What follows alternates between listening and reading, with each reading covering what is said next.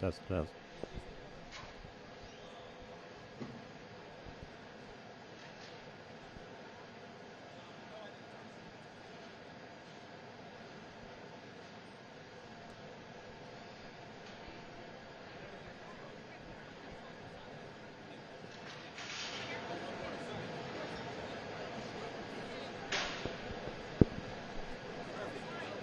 Good afternoon.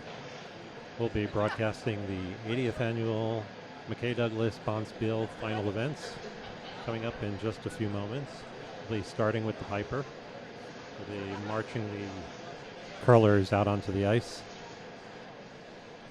First event will be featured on Sheet B is a team of St. Paul and Ardsley with skip Tim Gartner. And they'll be playing Ardsley Gert Messing on Sheet A, which will be our left-hand sheet for viewers at home. We have Nutmeg team skipped by Matt Bertonica and Ardsley skipped by Dennis Mellerup. And over on Sheet C, on the far right side, is another Nutmeg team skipped by Giuseppe Russo against Philadelphia Clouser. And we'll be getting underway momentarily.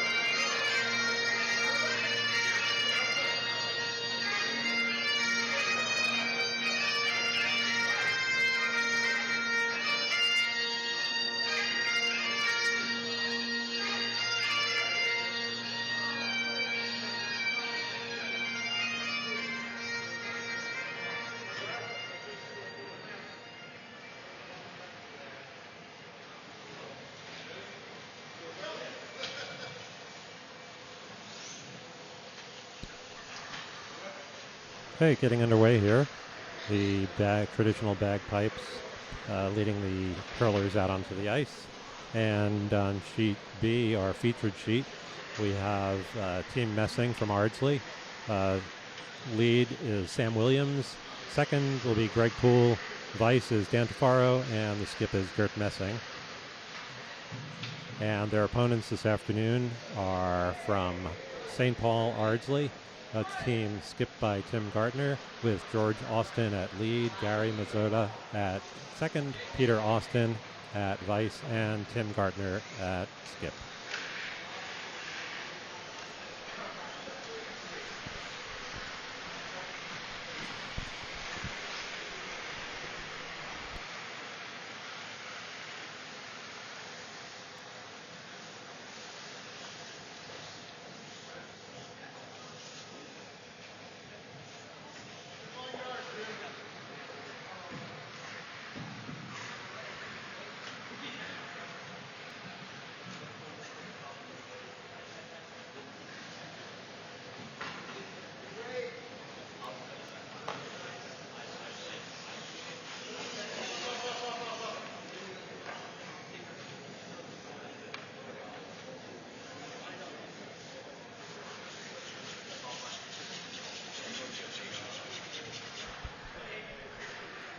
Okay, looks like Ardsley won the toss.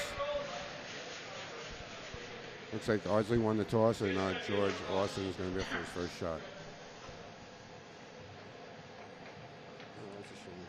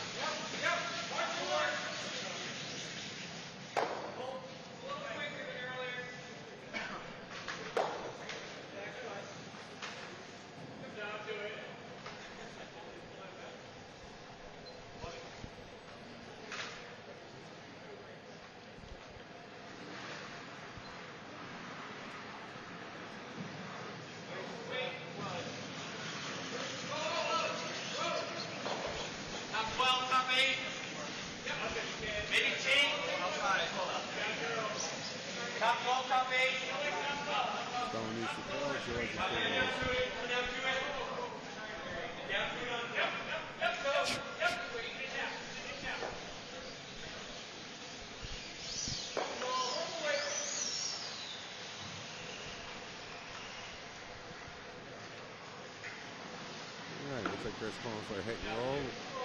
Control weight.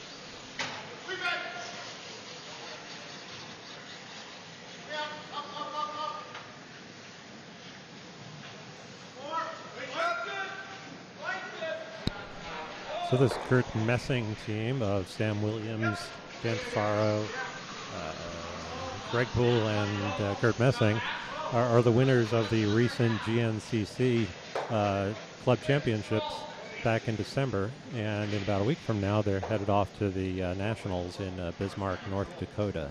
I think they're leaving Thursday morning, actually. That was a nice shot by Sam.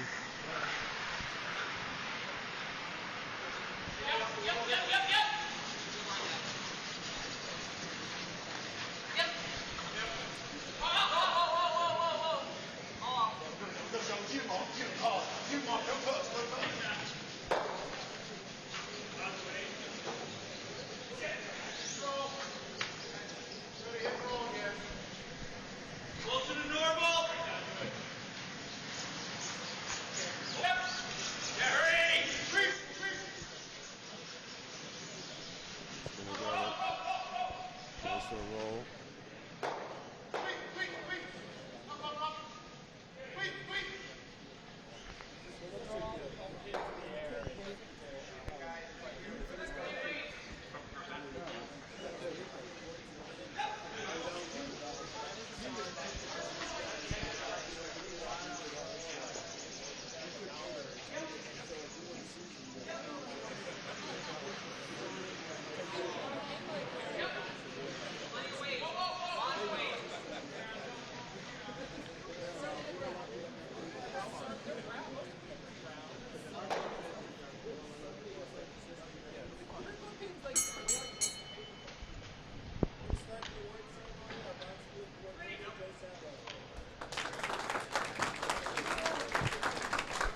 Oh, they're starting the awards.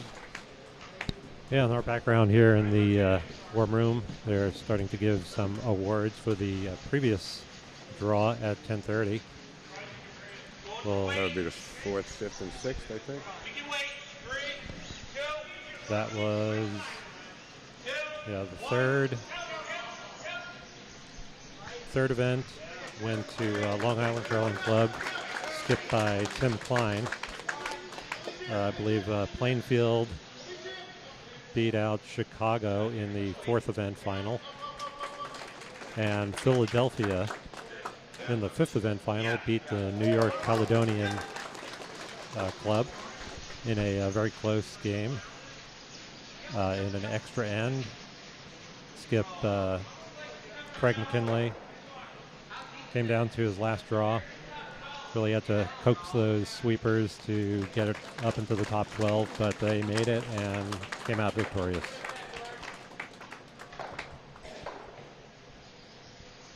Looks like Greg just squeaked that yellow one out of the back of the house.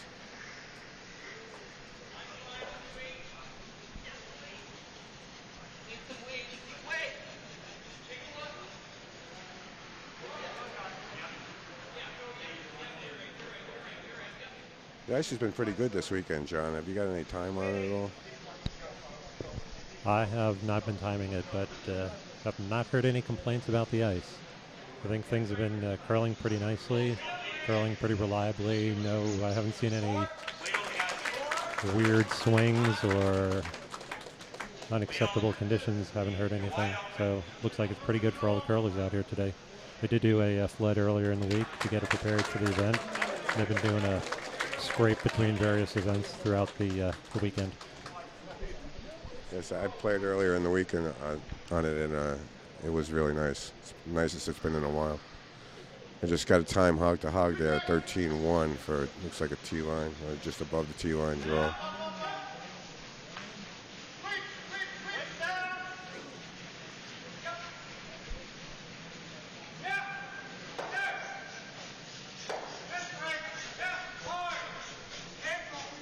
Greg's got to get on this.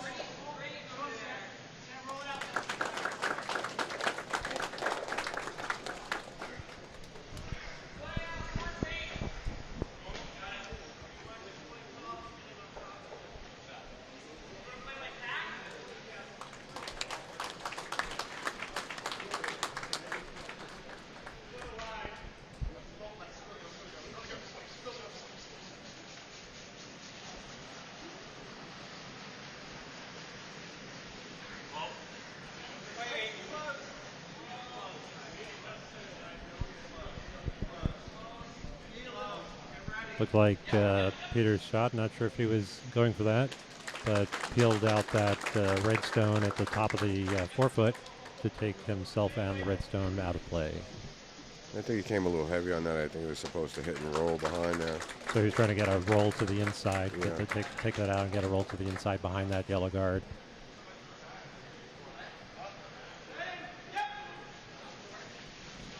Let's see what Dan throws.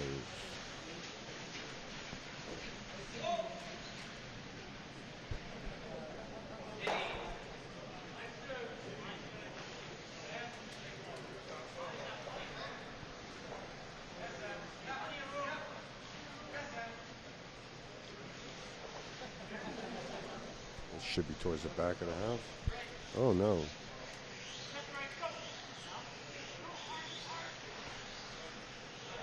Okay. Got a 13.79 on that for you timing enthusiasts out there.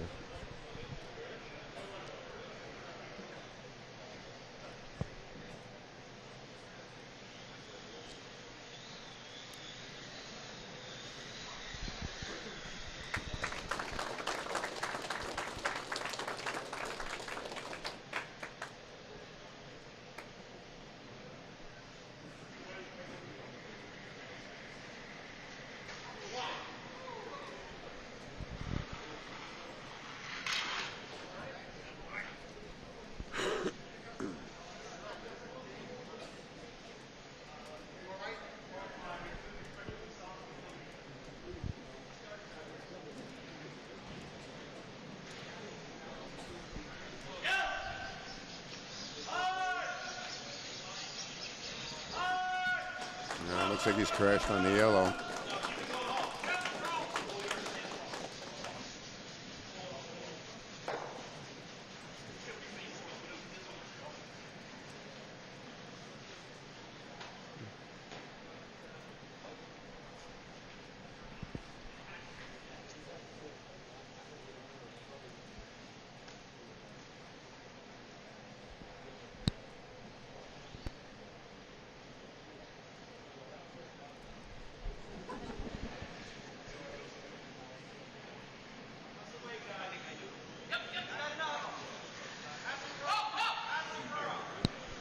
It looks like I think Gert is calling for a hit on that yellow in the outside of the 8-foot and a roll to the center behind his other red guard, or behind his other red stone that's in the 8-foot at the top of the house.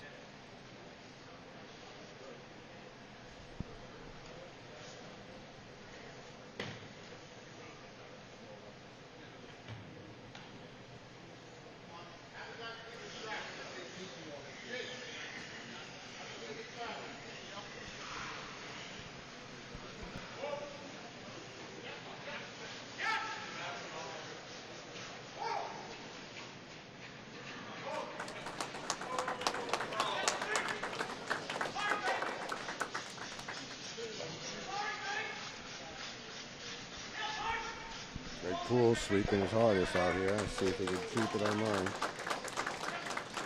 Gets it, and a nice little roll.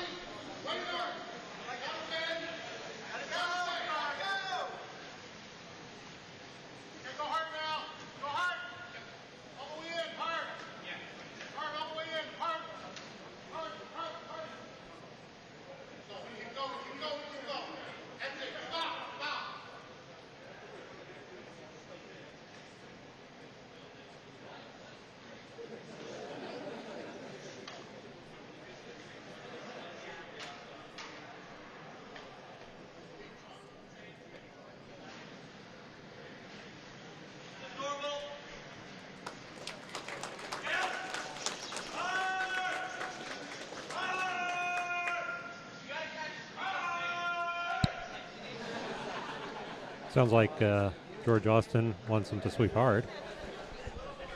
I love that guy. It's not an exciting game unless George is screaming.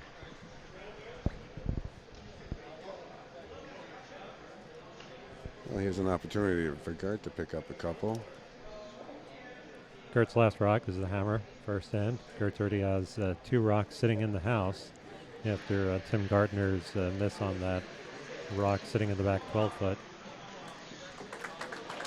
No other yellow rocks in sight in the house. Gert can pick up 3 in this first end.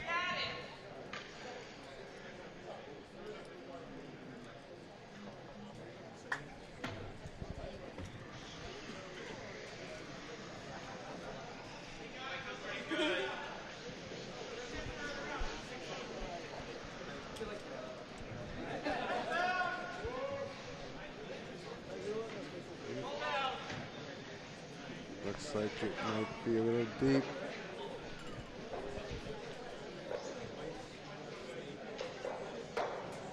Oh, he's a little heavy on that shot. So Gartner's a little bit heavy on his last rock. Still counts 2. All right, Matt Shine will be joining us here this afternoon.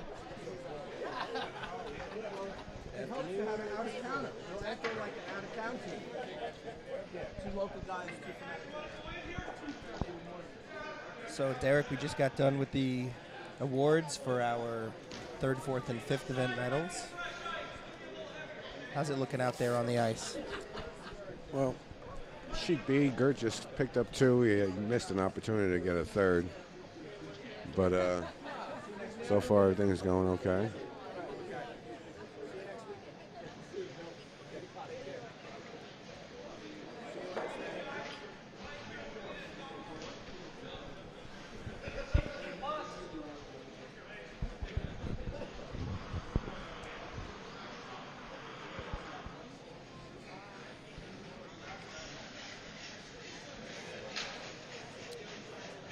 Looks like we've got a spectator sighting, Mr. Jeff Lessick. Hey, Jeff, how you doing?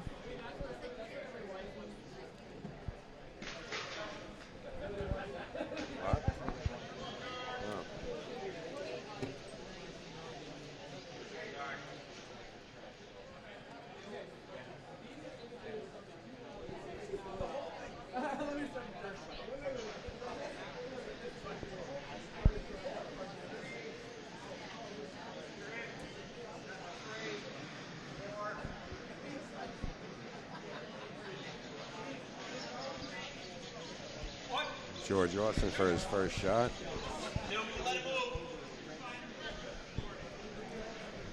George and his son Peter playing together. They are not the only father-son duo we've got here. Actually, over on sheet C, we've got father-son Clousers as well as father-son Dunhams. And earlier in our 4th event, we had father-son Horowitzes.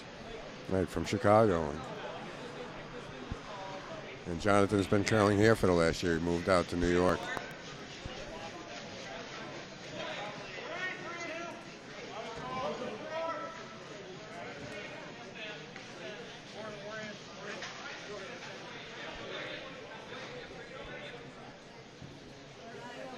Been seeing a lot of directional sweeping this weekend at this Bonspiel. Yeah, absolutely. I know our team tried it for a little while there, and it really does seem to make a difference. Yeah, it does. Definitely seeing more and more teams doing it as the weekend went on. Right, it kind of started off slow, and then it's been picking up speed. Oh, we got Mike Murphy watching also. Hey, Mike, how you doing? Hey, Mike, how are you?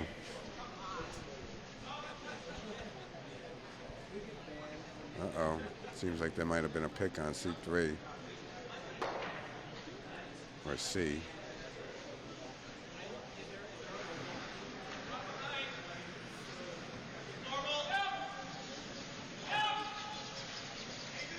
Here comes George trying to double.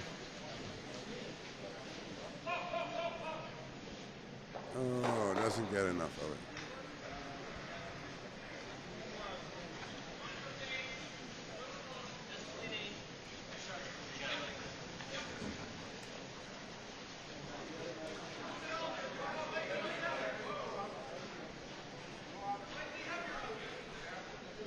And for the rest of you watching at home, if you have anything to say, please feel free to post in the comments section. As soon as we see it, we'll be happy to respond. We're definitely going to be giving you updates on all 3 sheets as the games continue.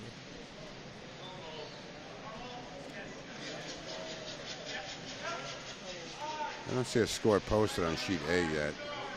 But Looks like it's 3 for red in the first. oh, okay.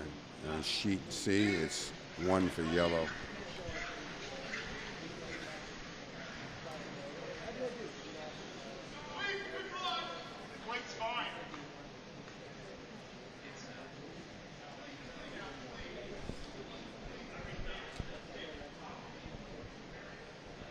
Okay, so sheet C, Russo team, is up 1 in the first. And on sheet A,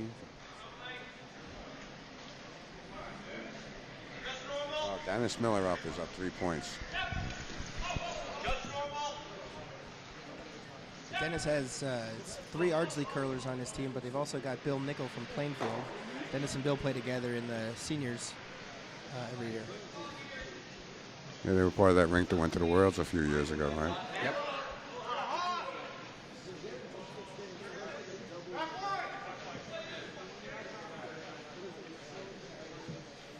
Actually, that whole rink is here. Bill Peskoff is sitting behind us, and Gert's out on the ice. That's right, as well as Danny Stesky, who played with Long Island this weekend.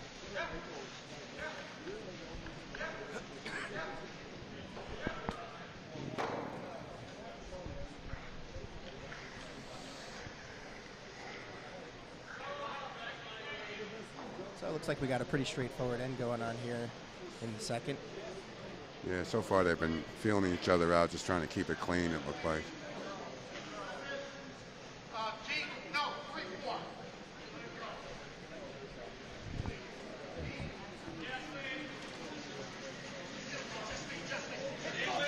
We've had a lot of great competition this weekend. A lot of really good teams came in for this event this weekend. Happy to see that. And from far away, too. We had a team from San Francisco, Chicago. Here on Sheet B, we've got St. Paul, Minnesota. We had another team from Wisconsin. So more than just a couple of local GNCC teams. It's really exciting to see. It's been a good weekend. Joe and Gruden have done a great job, I believe, running this Bonspiel. Everybody seemed to have fun. And you're right, the competition is there's people here that last week were in Tampa. A lot of people playing in this Bonspiel. And guys like Dennis and Gert, who have played in Worlds, and Bill Stapera was playing earlier. Martin Sather. Right, and this messing rink here today is representing the GNCC at Club Nationals in 2 weeks. Right, and actually George and Peter are going too, a part of the other rink from Ardsley. Oh, that's right, I forgot they got in.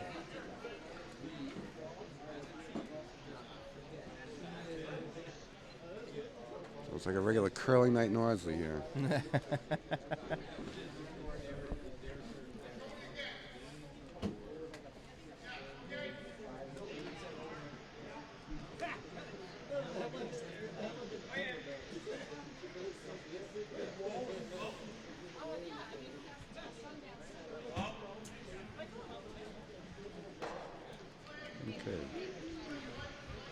Straightforward takeout. Well, yeah, I mean, they got Dan Tafaro throwing here, and we all know Dan's policy. When in doubt, hit it out. Yep. Let's see if we can get a nice little roll, would be sweet.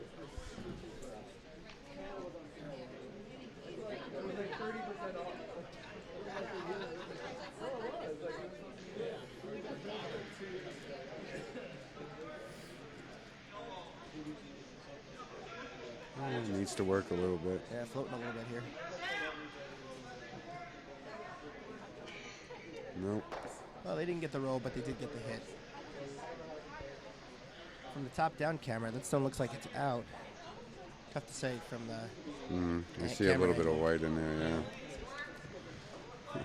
I just looked up on the wall to look at the monitor on the wall, and the Scotties was on. I thought Gert looked a little like Jennifer Jones. That's the replay of last night's semifinal match. Yeah. For those of you who didn't watch, Jennifer came up short with her draw in the 10th end to lose the game. Northern Ontario is going to the finals. Well, you just spoiled it for me. Well, it is the 10th end. I'm just kidding. Yeah, should have watched last Matt. night. I had it on my TiVo to watch later. I guess that'll save 3 hours of my life. You're welcome. The butler did it.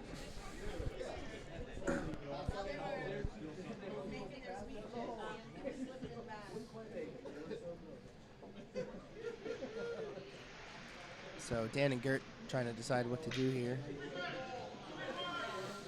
Looks like they're going for the draw behind.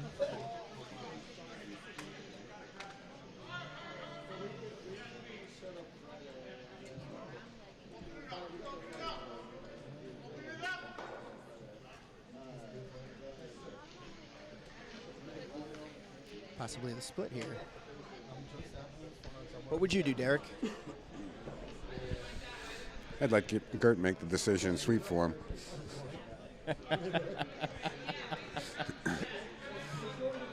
My motto is throw 2, sweep 6, and shut up.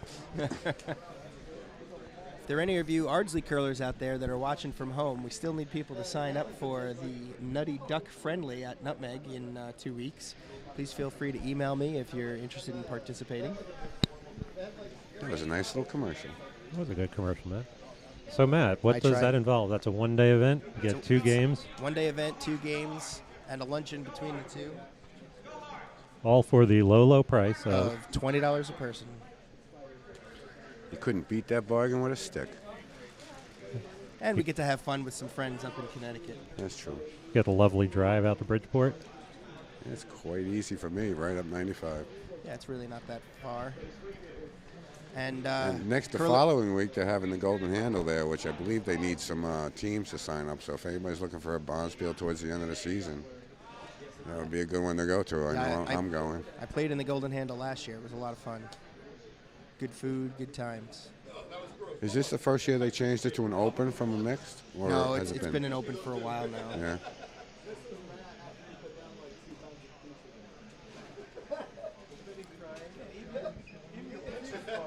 Well, Gert just threw that a little heavy, through the house. Gert's draw weight's a little off this afternoon, it seems. That's the through the house on his last rock in the first end. Okay, I just got notice from my daughter halfway across the world that I stole her line of throw 2, sweep 6, and shut up. Sorry, Dane. I should have gave you credit.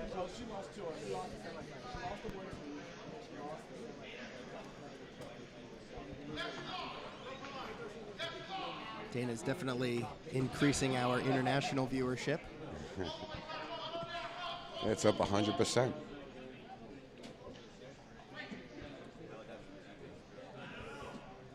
Well, we got an interesting thing going on sheet C over here. A big cluster of rocks in the back of the house.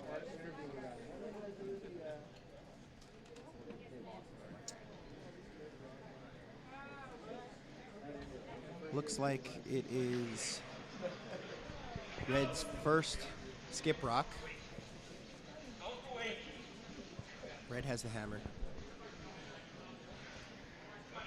And it looks like they're just going to draw into that yellow in the back 4.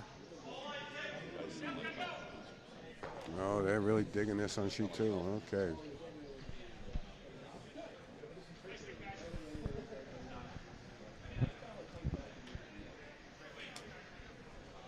I wish I brought my glasses. I'm blind as a bat. I can't see anything.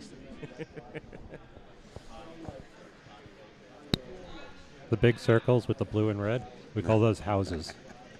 Thanks, John. Okay. Thank you. Thanks for clearing that up. Our web streaming guru, John Schuster, everybody.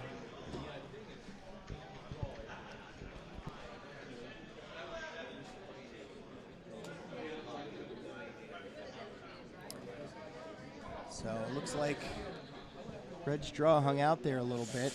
They did get to the back 4, although it's a little too far outside, so I don't think that's counting. I think yellow's line 1 on that sheet.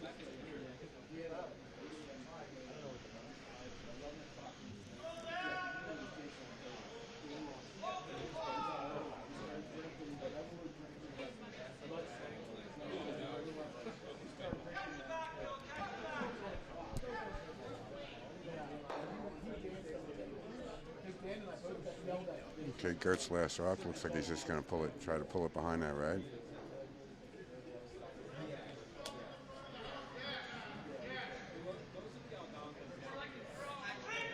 I might think about splitting those 2 up. Oh, I didn't see that yellow one out there. Whoops.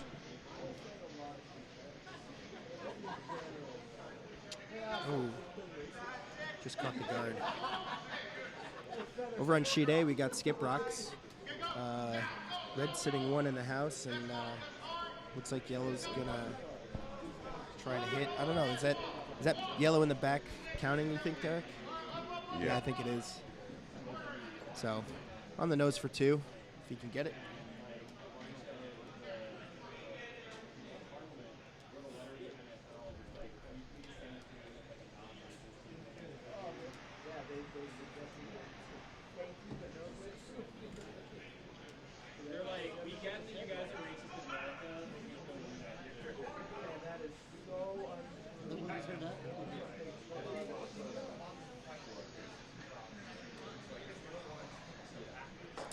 Matt Bertonica from Nutmeg. Nice shot. He made his hit for 2. So 3-2 after 2. Favor of red. We got Skip Rocks. Clouser's about to throw his sheet on sheet C. Actually, that's Cody, his son. Oh, it is? Yeah. Oh. Bruce and Cody switched earlier in the week. Oh, okay. Yellow drew in for 2 over here on sheet B, so 2-2 after 2. And Cody's rock is away. He's going to need full red for this to count, and then some. Is he playing the tap on the other red?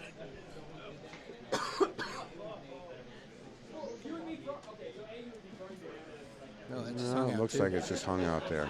1 yellow on sheet Looks C. like 1 yellow, yep. So yellow So 2-0 leads. for yellow after 2 as well on sheet C. Team Russo leads 2-0 on sheet 3.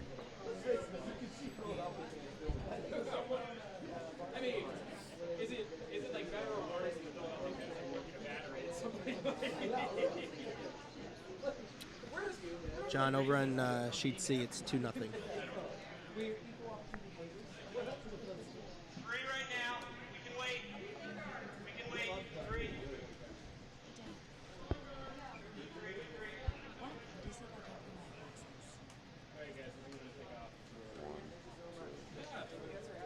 Third end. Oh, it's third end. Oh, Matt, this is my daughter, by the way, Rachel. Dana's sister. You want to say hi to He knows Dana? She's listening. Hey Dana, what up? Ardsley, what's good? I'm so proud.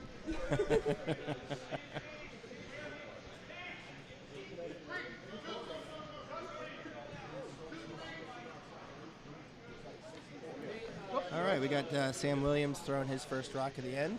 Going for a corner For those guard. of you here. who've been around the GNCC for a long time, it's not that Sam Williams.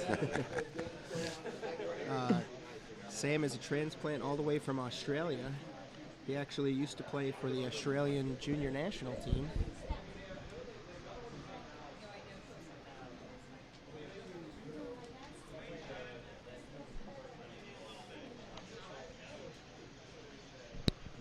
So, Matt, are you going to say that next time not that John Schuster? No, John, you're the John Schuster. He's not that John Schuster. Okay, just want to clarify. Thank you. I thought that was you. No. No.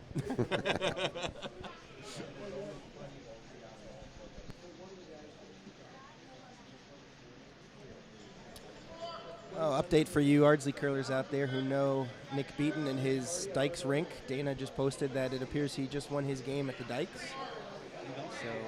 So, not sure if that's a final or a semifinal. I think that was a semifinal. So that's Semifinal. good. So I believe that was the semifinal of the second or third event. I'm not exactly sure. But their finals are late tonight, or later this afternoon. So congrats to Nick and the team, and go get them tonight, boys. That's my Wednesday night team, boys. Bring it home.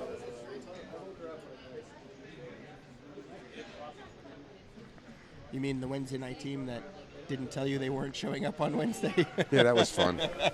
Everybody got the email except for me. And then I got the email Thursday morning, so it was probably my Whoops. something. You know me with computers. I'm the worst.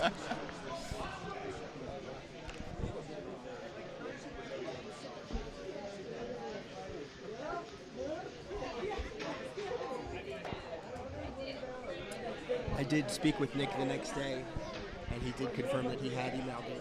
He felt bad, though. Yeah, that's all right. That's all right. I came, I threw some stones. We played a little 2-on-2 game. It was fun. Jeff's asking about the speed of the ice. It's been pretty good this weekend, Jeff.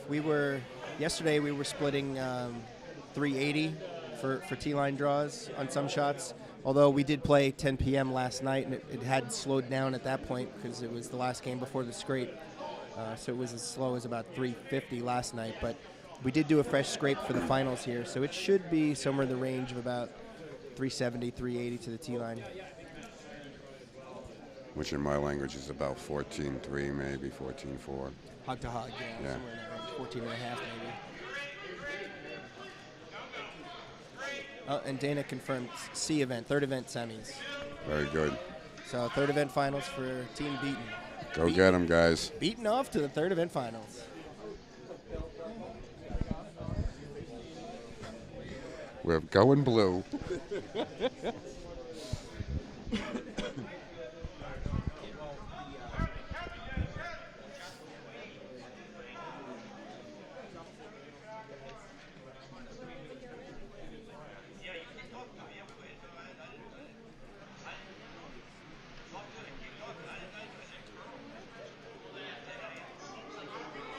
Greg Poole trying to draw in behind the guard.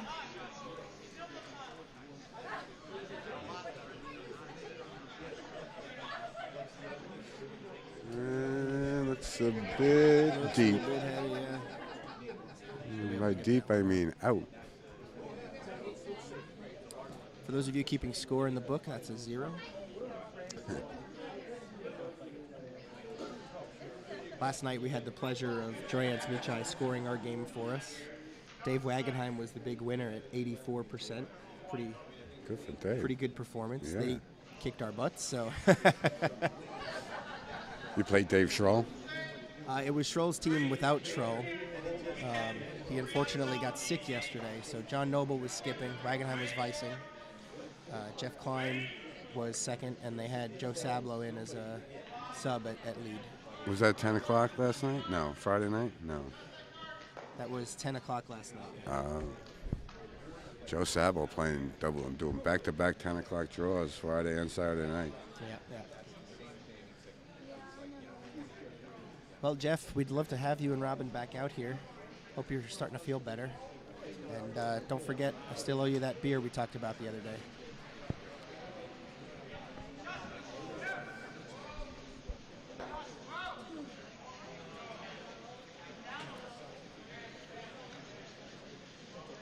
So it looks like they're trying to hit. Maybe get a little roll, no roll, but they did make the hit. He's not in the house, though. That's really close.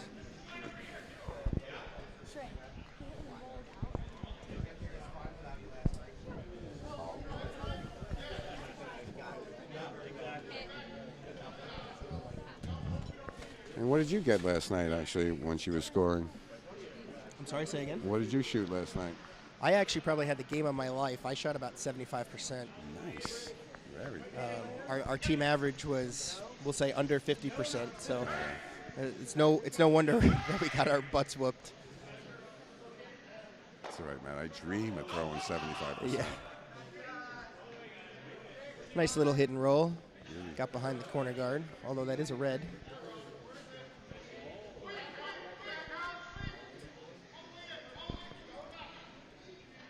They're just calling for a draw.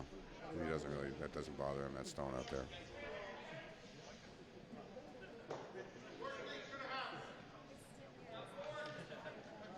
And now he's changed his mind. I guess it does bother him. Yeah, Derek, I'm usually good for at least 2 misses an end. So shooting 75% was definitely a highlight reel night for me. Misses an end. I usually miss my 2 shots and then screw up on the sweep.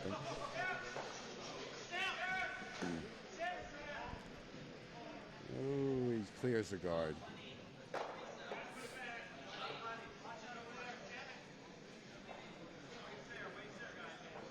Another possible biter there. It could be.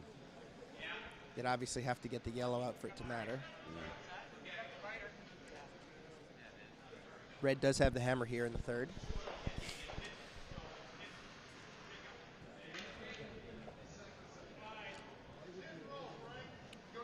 So far, it's a tight game. It's a nice warm-up for this week coming up for both teams, actually. Well, 1.5 teams, anyway.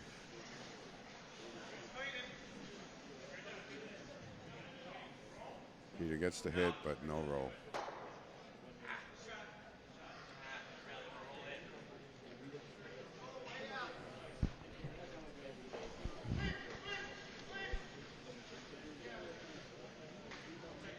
Yeah, Jeff, going back to our comments before about the speed of the ice, it's been a really great season for us, actually. Martin really has things dialed in. We've been very fortunate to play on competition-level ice pretty much every week. We're really happy the way the ice crew has worked on things this year. So a special shout-out to Martin Sather, our head ice technician, and his entire ice crew. I know I saw Tim Klein out there quite a bit. I think I even saw Dan Tafaro out there pebbling last night.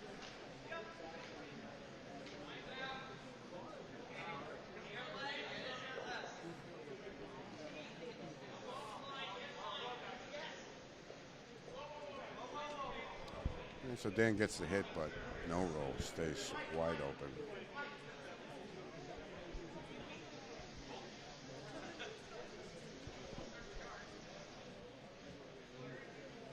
Tim and George discussing what weight maybe to throw. He's got it dialed in. Let's see what happens.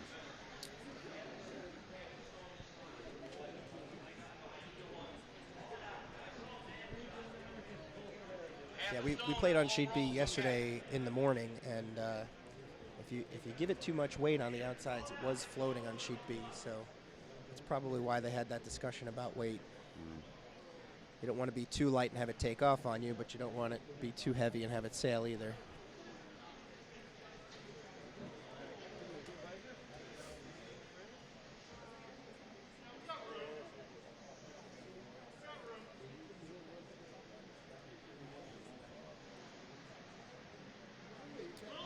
And Tim's rocket is away.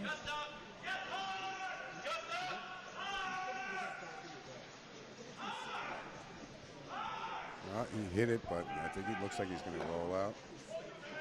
Maybe. Dan's He going to might go hard hang on on this. for a bite. No, I don't think so. Yeah, that's all the way out.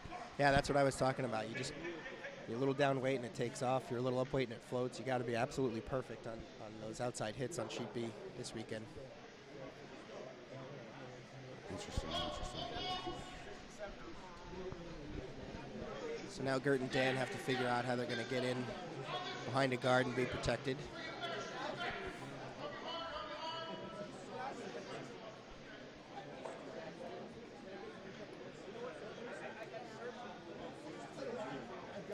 Oh, an unfortunate miss on sheet C. Giuseppe Russo trying to hit the red and actually pushed it further behind cover into the forefoot. That's unfortunate for them. That's one of my typical shots. Hit the other guy in for a better shot, better position.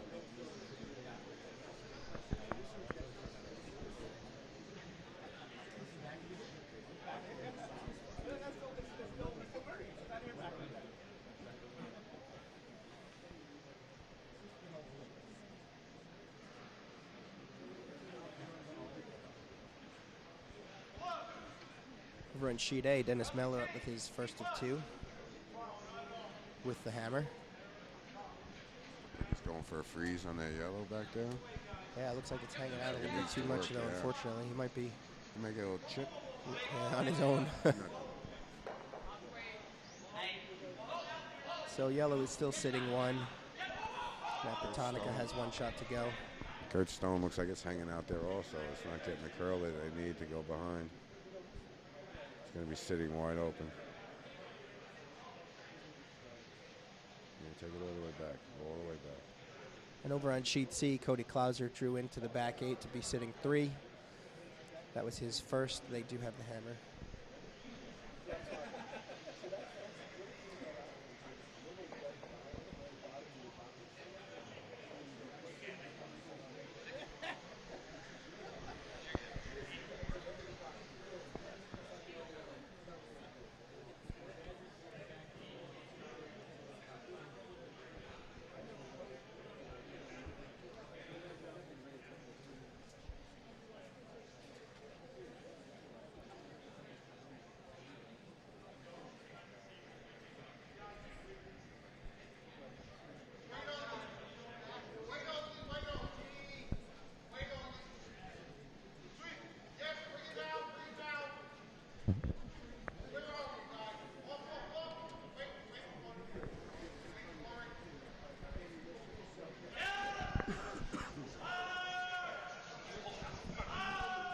George is doing the Austin lean.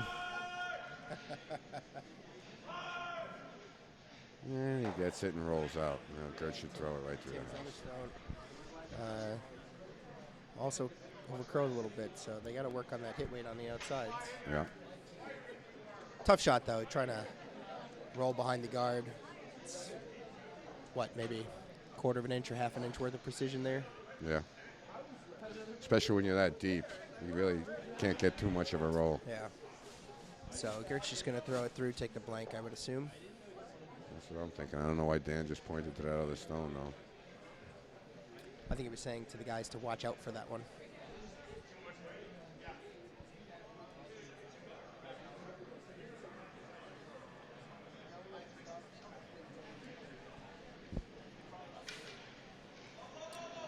And over on sheet C, we have the hammer shot. Cody Clouser.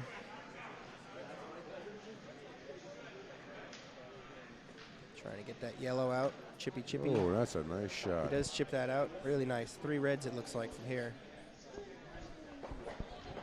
And I believe this is the hammer over on sheet A as well for Dennis Mellerup.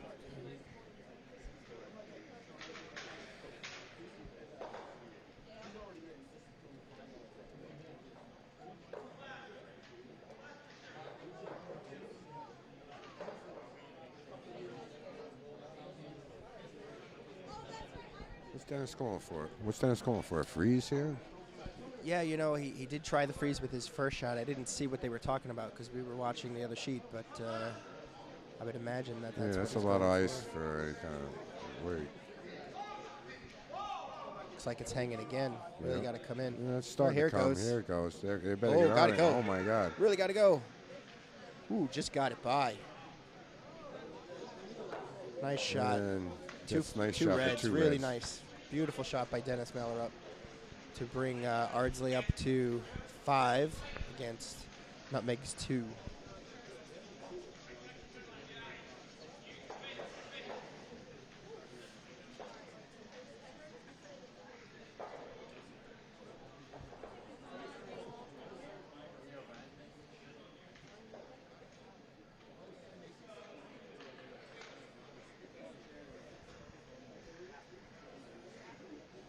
Jeff liking the throwaway for the blank.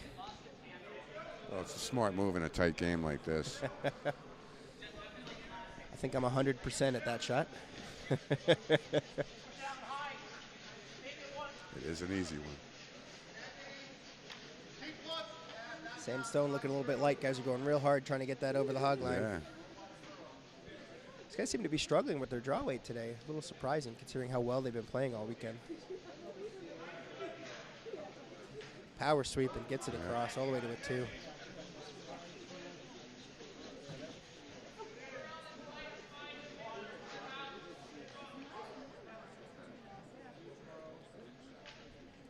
Now, do you have any idea what brooms are banned next week at the competition at the club nationals?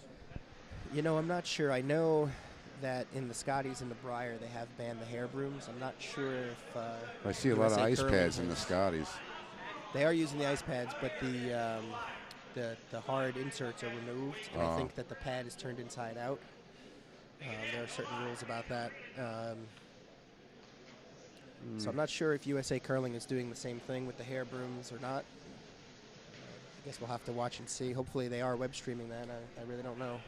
I don't know either. I'll have to find out. If anybody out there knows, feel free to post in the comments. Dana. She's my go-to person for all the links. I have no idea how to work a computer. She sends it to me. I just press on it. It's like magic. I don't know what happens.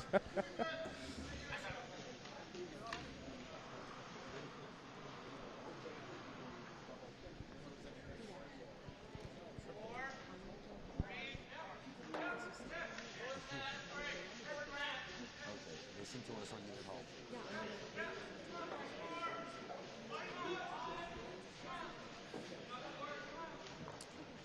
So Sam's second stone does crash on the guard, gives them a corner guard. Maybe a little farther outside than they wanted.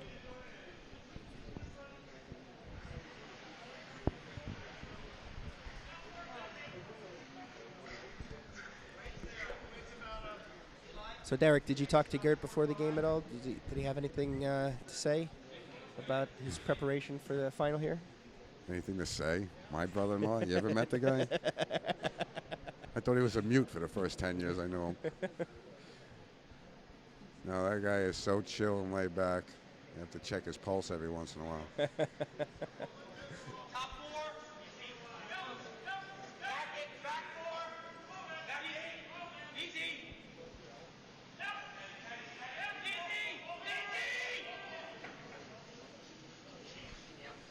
It's Yellow Rock, maybe going a little deep. Yeah, that's right. Going to get it out? Yeah, not even going to try. It's out.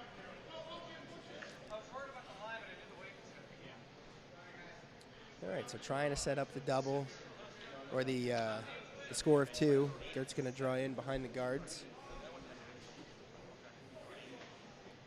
Greg Poole, a former junior curler from Canada. Oh, I didn't know that. Yeah. The fun things you learn when you commentate on a webcast. This is easy, man. Bring on Monday Night Football. Are you kidding? Well, you know, if you get the ball into the end zone, that's 6 simple. points. John Madden can do it. Anybody can, right? Howard Cosell, come on. Fortunately, that stone looked a little light. Still struggling with their draw weight here. I don't know. They're pulling the string.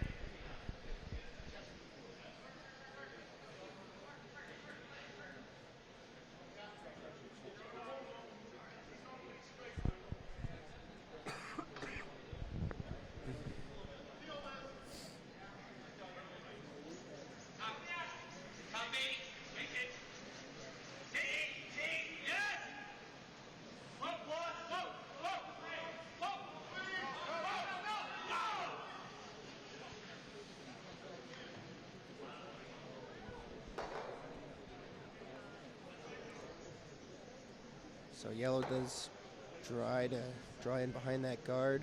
A little deep. It is still biting. It's sticking around. So yellow's sitting 2 right now. They're still calling for the draw. Not worried about those 2 stones.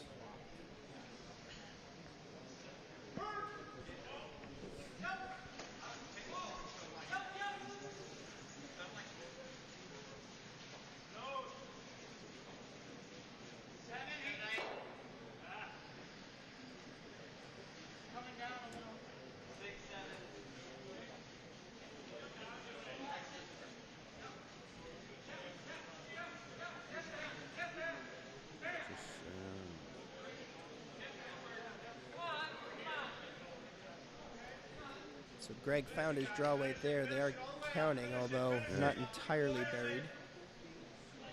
Tough to tell from this angle. It looks to be about 3/4 open. So they're going for the control hit here.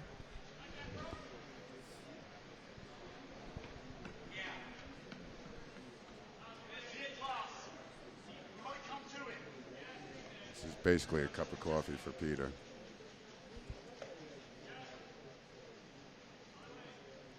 Speaking of cups of coffee, if anybody would like to buy me a drink, I'm happy to receive it. No, I'm just kidding, John. Oh, they're getting on it. Oh, they're getting on it. I don't know. Oh, he's got it. He did get past. That's a nice shot. Oh, really but nice. He took out that yellow in the back. Oh, so that's one. The red did spill at least. Yeah. As I learned playing for Walter Baggett all those years, a stone behind the tee ain't worth a damn. So it doesn't matter if that one's out. Yeah.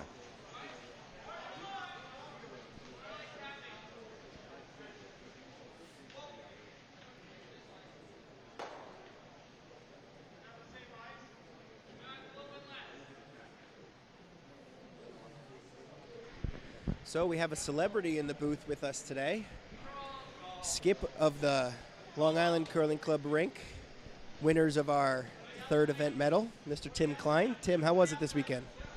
The ice was great.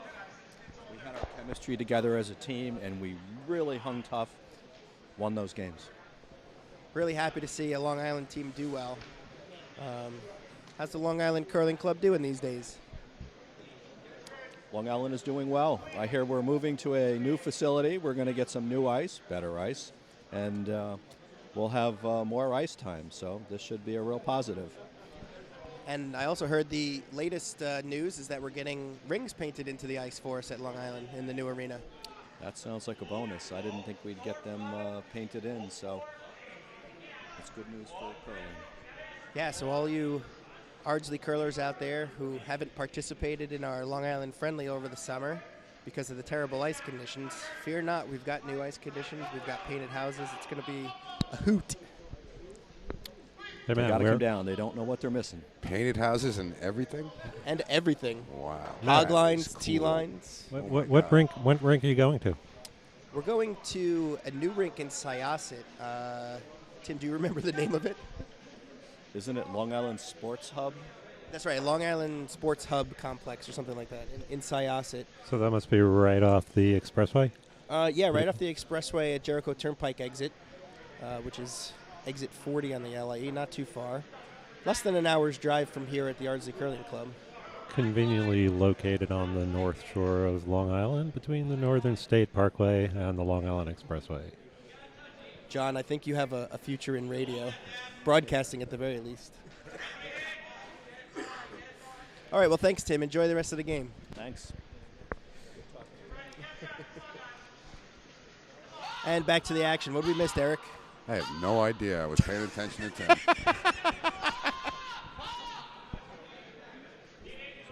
Trying to figure out where Long Island is. Well, find a bridge, go over it, and there you go. And then get lost. That's my motto. Every time I go out to Long Island, I am lost. You know, it's really not that complicated. All the roads go in one direction. Well, I'm really not that smart, man.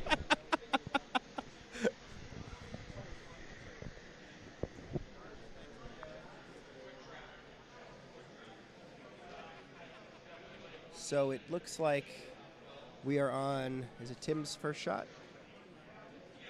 Yes, it looks like Tim's first shot. So it looks like they're calling for a guard or drawing in. What do you think? I don't know. That looks like I would think a guard maybe.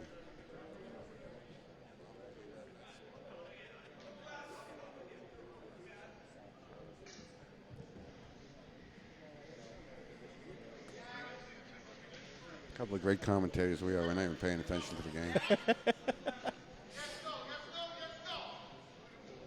I guess Monday Night Football can wait. I'm just amazed right now at how still George has been standing in that one spot for so long, waiting for the shot to be thrown. Yeah, he isn't the most patient fellow I've ever met. Well, unfortunately, we haven't seen a broom twirl yet today, but I'm sure it'll come out at some point. There was one earlier. Oh, there was earlier, one? I think in the second end. There was just, maybe one rotation, but it's coming. So that guard definitely over curls, and Gert has a freeze.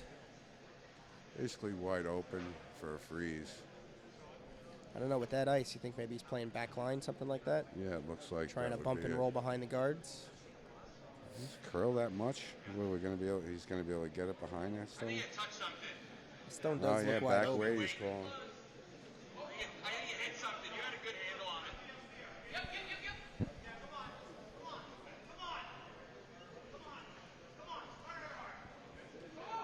Over on sheet A, looks like Matt Bertonica is calling a draw into the house to sit 3 with the hammer. And over on sheet C, looks like red is sitting 3 and yellow has the hammer coming up in a moment.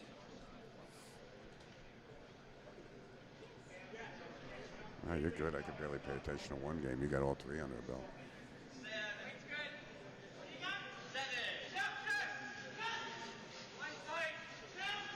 Oh, you got to get on this. It's light.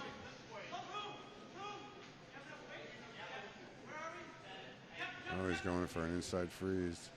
Just Greg. Really is amazing how that one sweeper technique really works. Yeah. Unbelievable. He really dragged that rock over. Great job by the team sweeping. That's a team shot right there.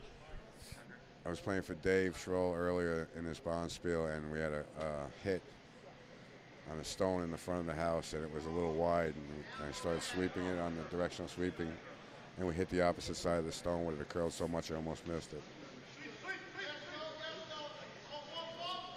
For those of you who haven't tried the directional sweeping technique, one of the real keys to the shot making is corner sweeping, which used to be illegal, but they do allow it now.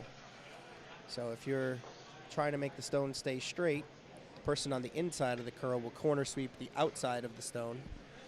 And if you're trying to make the stone curl, the person on the outside of the curl will corner sweep the inside of the stone.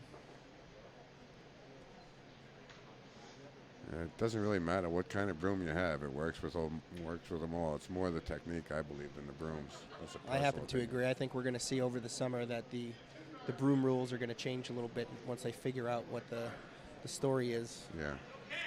I don't know. I say, you know me, I say bring back the corn broom. I used to love those things. What are you trying to kill me? You know, the heart attacks are waiting to happen.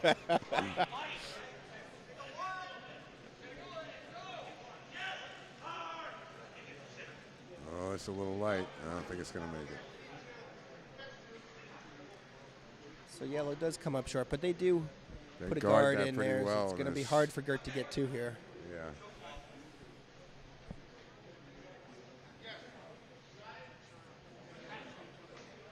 It was actually They have an in off good shot. their own on both sides, actually, it looks like.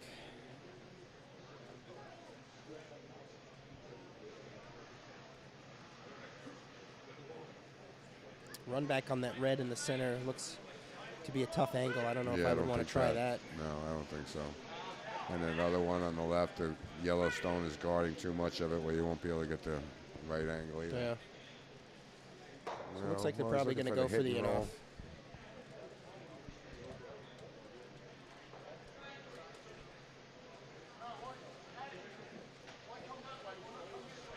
Yeah, he's definitely staring at that hit and roll. It's one of his favorite shots. Like, I've been out here a million times with him practicing, and it's one of the shots he's like works on.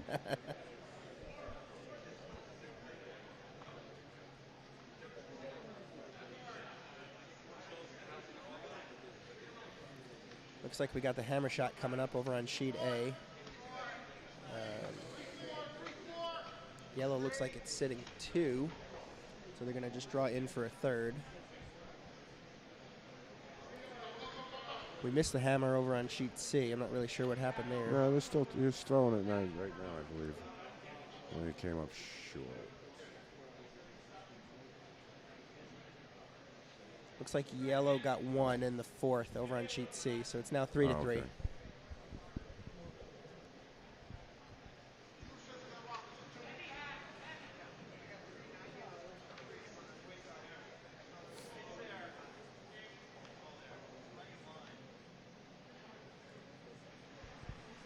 So looks like Gert's coming with an in-turn towards that red rock on the corner, and then they're just going to try to bounce back into the red. Looks like he was a little narrow. Greg's on it pretty fast, and it's not going to happen.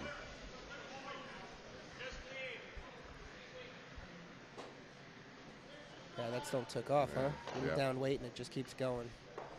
All right, so one for red. So we're now 3 to 2. 3-2, messing rink.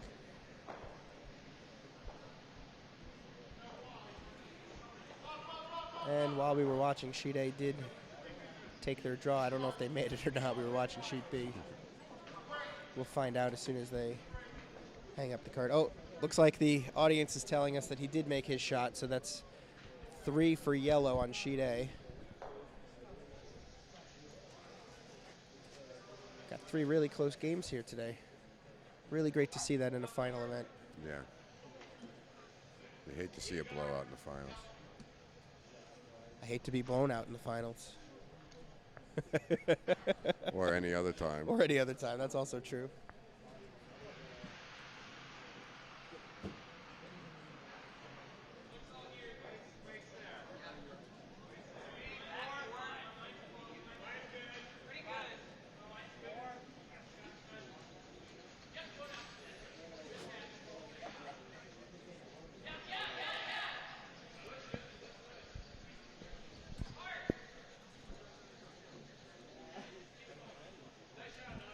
So Sam's shot goes to the top 12. The weight problems persist. And George is up.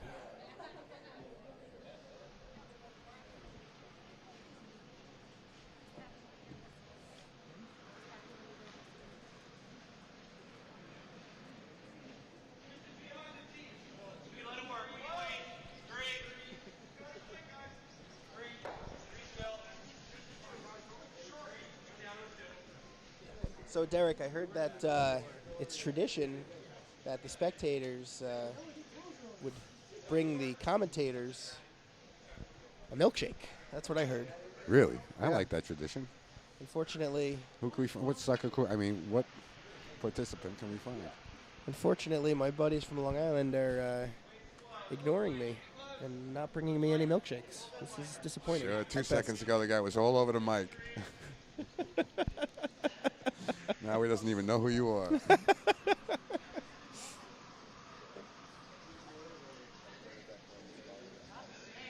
What's that, Tim? I said that third event win has gone to his head. You'll never get that guy out the door now.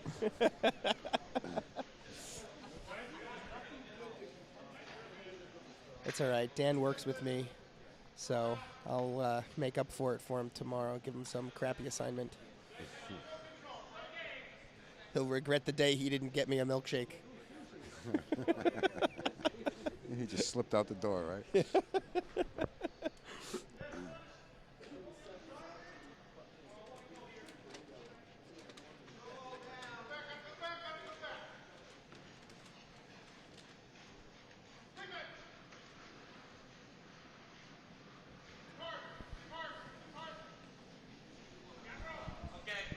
Say anything with George also came dangerously close to the hog wire holding on to that stone. Gee, can you tell what team I'm rooting for? Well, you know, when you're related to one of the players, it's kind of easy to figure out. Yeah, right. Nice shot by George, drawn in behind the corner guard. Very nice. Sitting right on the tee line. Does look pretty open, though. Gets calling to take it away. Nice soft control weight. Greg, one of the few guys who still use the lift in his delivery. It stems from those junior roots.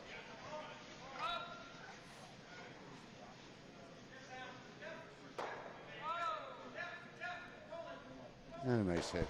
With a big roll, could be going out. It looks like it's going to stick around in the back there. Yep, you're right. Nice shot by Greg.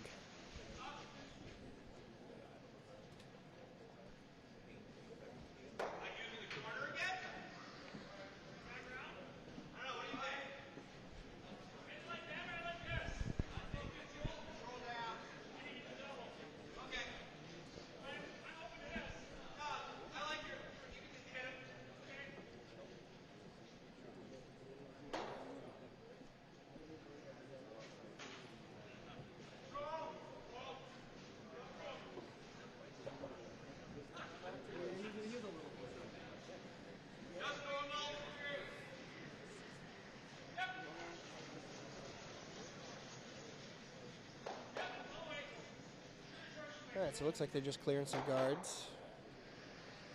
Oh, just missed that back one. There hasn't been a lot of junk in the house at any time during this game at all. I don't think anybody's willing to give up the big end. Playing it pretty close to the hip. Yep.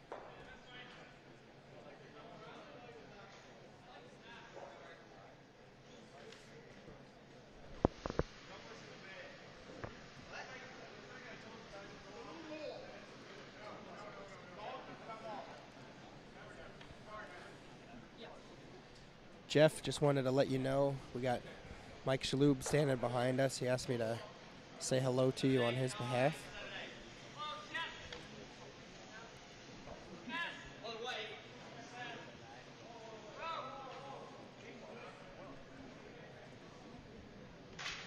Greg's coming, trying to bump this stone up behind the guard.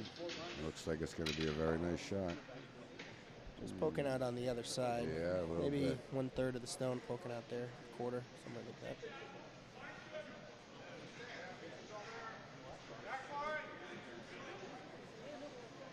Jeff Casper over on sheet A, trying to draw in behind the guards. Jeff is our current Ardsley Curling Club president. Curling nicely. It looks like it's going to be out, though. Nope, hangs around. Tucked in behind two guards. Let's get but half white.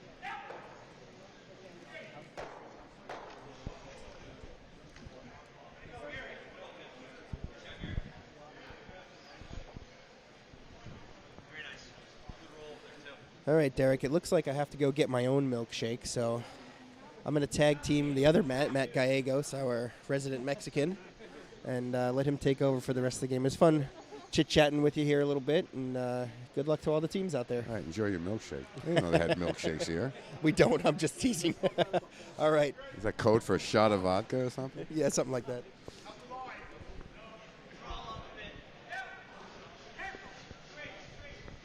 What up, What up there, Matt? How you doing today? Doing well. All right, so who's playing? I have no idea. Well, let's see. We got Gert against the Austins and St. Tim Paul. Gartner on sheet 2. Looks like a pretty competitive game thus far. I was broom stacking from my earlier match. Yeah, all the games are tight here. This is really good for the finals. High scoring event on sheet A. A little tighter on the other two sheets.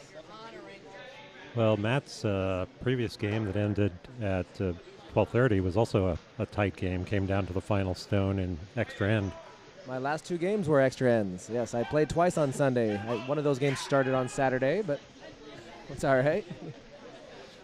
So the late night 10 o'clock draw last night, followed by a 10:30 draw this morning. Correct. Yeah. That's always fun. Well, we managed to play 9 ends in 2 hours and 10 minutes, and I think it was 2 hours and 15 minutes for the 8 end game on sheet C. So, So you had a speedy clip going there. well, there's no reason any 8 end game shouldn't end in under 2 hours. Matt always calls a fast game. He knows what he wants to do way before he's going to do it.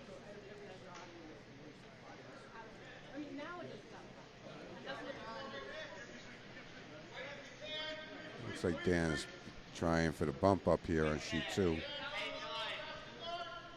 We got somebody in the comment in the chat here complaining that you're not talking about curling strategy enough. Can we do something about that person? Anybody know who that is? Oh, yeah, great. Yeah. Sure, I know who it is. Yeah. I can't see what she says, though, because I don't have my glasses on, Right. but I know Well, it's something. Let's see, strategy. I think they should try to get to that little white thing in the middle. Dave, if you want strategy, I'll buy you that book, Curling for Dummies. And hi, Dr. No.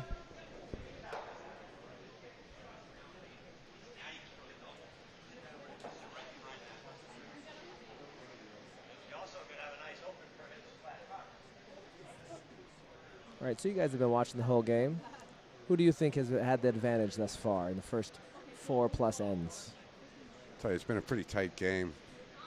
Gert's team seems to be having trouble with their draw weight. But it's just been real tight. I don't think anybody's got a clear advantage yet. Well, draws are usually their strong suits, especially with such a strong sweeping team.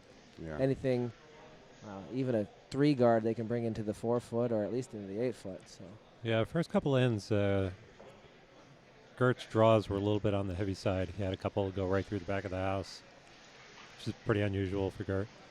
it's probably still hungover. The big drinker that Gert is known to be. Oh, yeah, he's a real lush, that guy.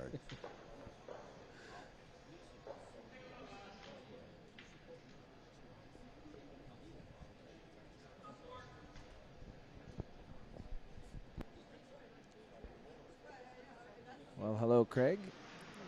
Glad to see that Beaton was keeping up the broom stacking tradition of Ardsley.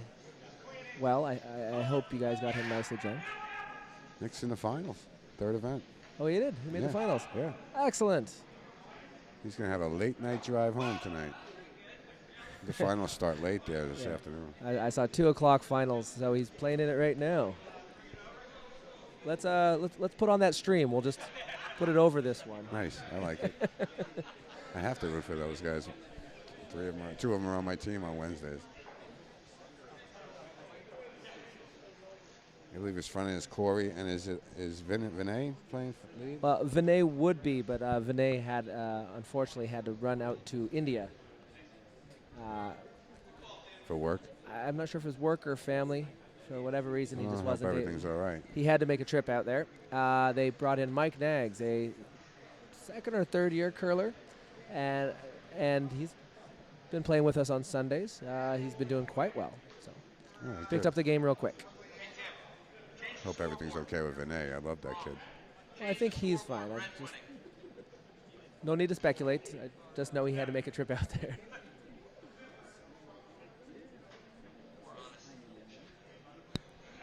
We always look forward to having our international viewership, seeing those family viewers watching from India. Well, we have a long history of international viewers.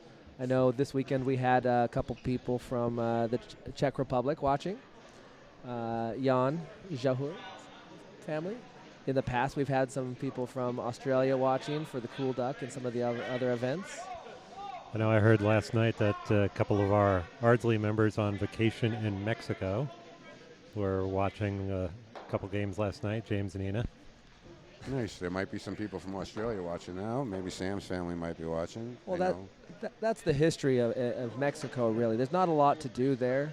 So you might as well sit in your room and watch a computer screen While you're on and vacation. while you're on vacation in Mexico. I heard that after curling caught on pretty big in Scotland, the next place that was picked up pretty big was in Mexico. Is that true, Matt?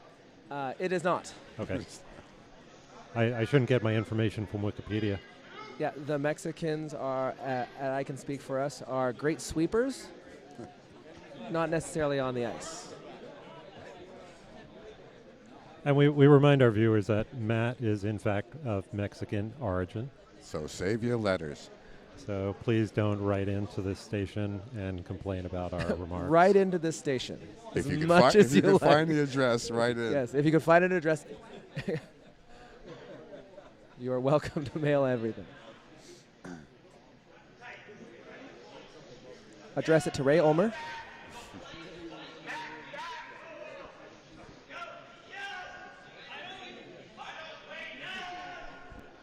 Oh, they're trying to get it behind. It looks like it's going to just tick the guard. Oh, no. Just a hair. Is it still shot? Do we have an overhead? Yeah, it's still shot. Yes.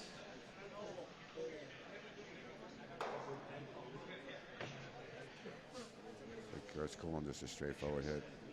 On sheet C, the game's not as tight as it was. The red team, which is team Clouser from Philadelphia, just took 3 in the 5th to take the lead, 6-3.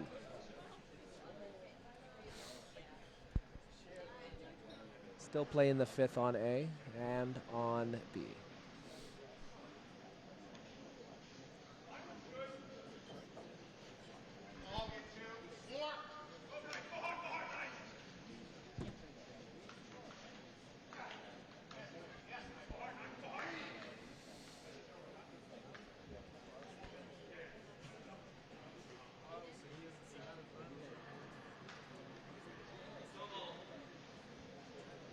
Gert's shot is off.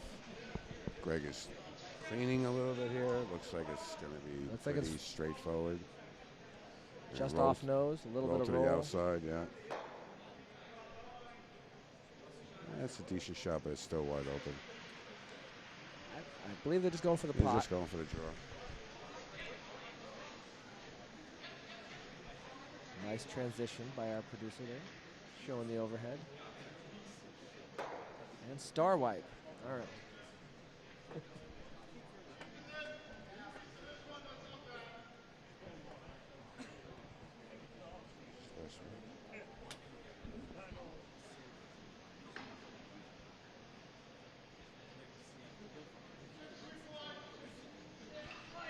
We've been informed the Dykes are starting a little bit later than planned, so maybe we can bring you bonus coverage of coverage at the Dykes. Nice. Nick's going to be driving home in the dark tonight. That's all right. As long as he brings home some kind of tin, that'll be fine. A lot of Nick's life is spent in the dark.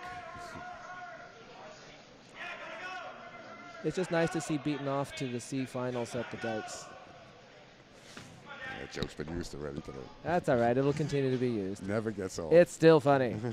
Yeah, that was for our viewers just turning in and tuning in now and didn't miss it when the other Matt said it earlier. It's about delivery. I bet I did it better. You did.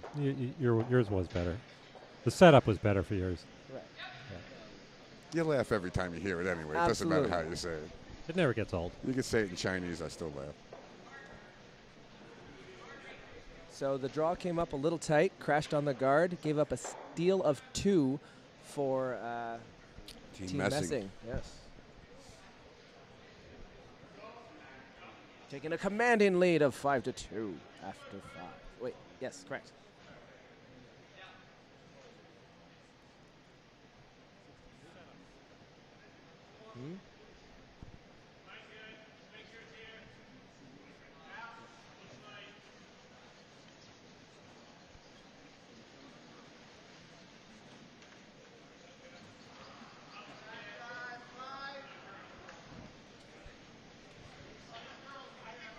We just have a little update from the Chesapeake Club. Friend of ours, Haley, won the B event. Congratulations, Haley. What event was at Chesapeake this weekend?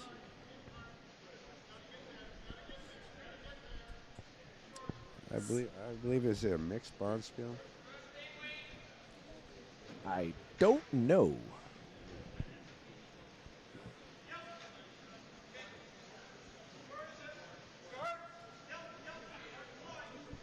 All right. The scores on sheet A. It is currently 6-5. Yellow. That would be Nutmeg. Nutmeg over Ardsley. And on sheet C, the Clouser team is taking a big lead of 6-3. The games are starting to open up a little bit, except for sheet A. They've been tied up until like the last end.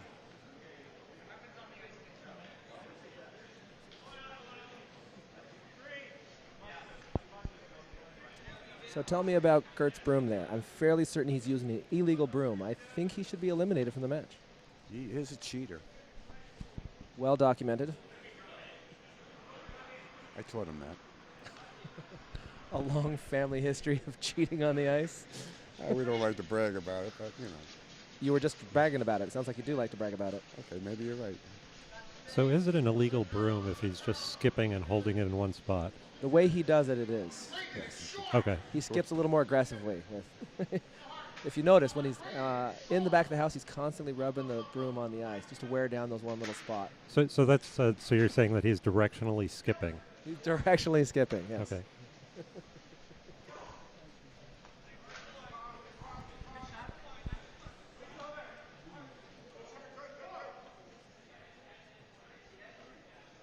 Well, we told him he should still be using the hair broom while he still has hair.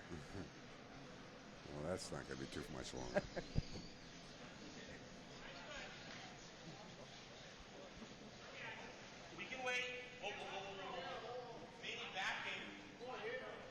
The stone is curling like it's going out of style.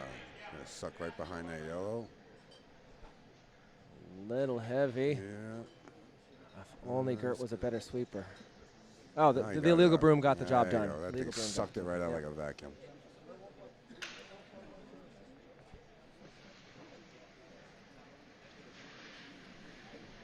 Do you like the call here?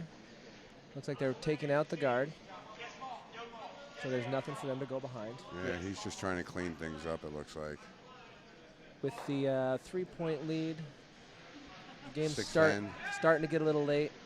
Probably don't want a lot of guards. Keep Keep it clean up there. keep the game open. Although this looks like a jam. Ooh, nope. He's there and out. Good shot by Greg Poole.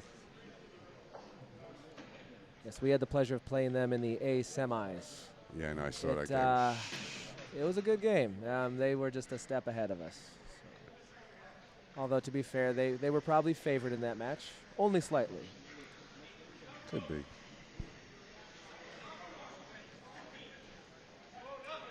Gert had a combined average experience more than my team combined. So, but he's a spry 92-year-old. Yeah.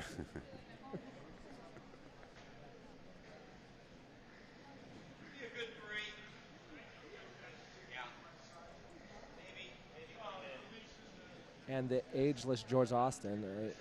He's been doing this for a long time and is really good. I have a hard time beating him. I believe he's in his 70s, and he's played down last year, won GNCC regional club playdowns, did very well at the national level. Placed third, I believe, in the national level, and they're going back this week also. Yes, they are. And whoops me just about every time I play him. Yeah.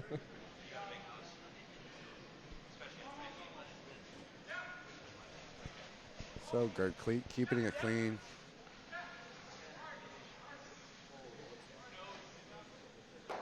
That should be in and biting on the wings on the outside. It's an excellent little flob out there.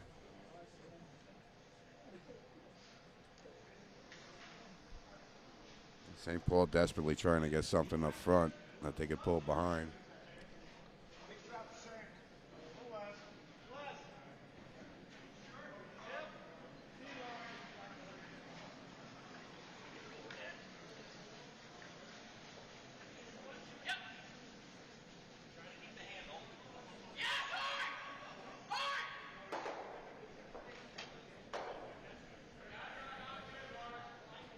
It's a nice guard to throw up here. It's in a good spot. A lot of jam opportunities from where they are, and they take out from either direction. Over on sheet C, we've got 4 red stones sitting in the house right now with 1 yellow left to go. This is the hammer shot. This is the hammer shot. Could be a big end or not. For yellow's sake, I hope they make the hit and keep this one tight. Ish.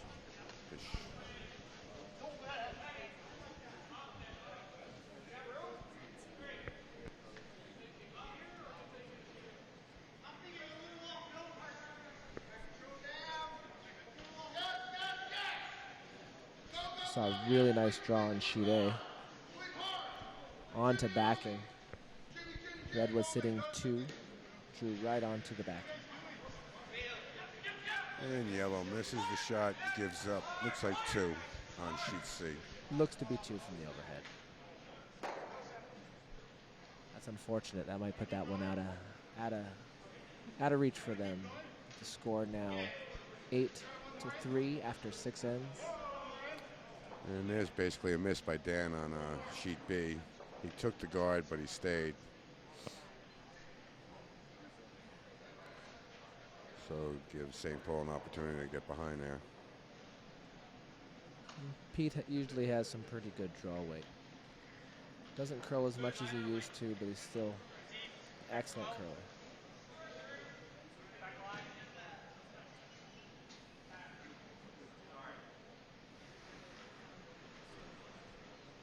Looks to be a bit heavy here. What is a flob is the question. Let's see. Oh, and I just got a text. The finals are only 8 ends. A flob. Would you like to take that one? Do you know what a flob is? Is this a G-rated broadcast?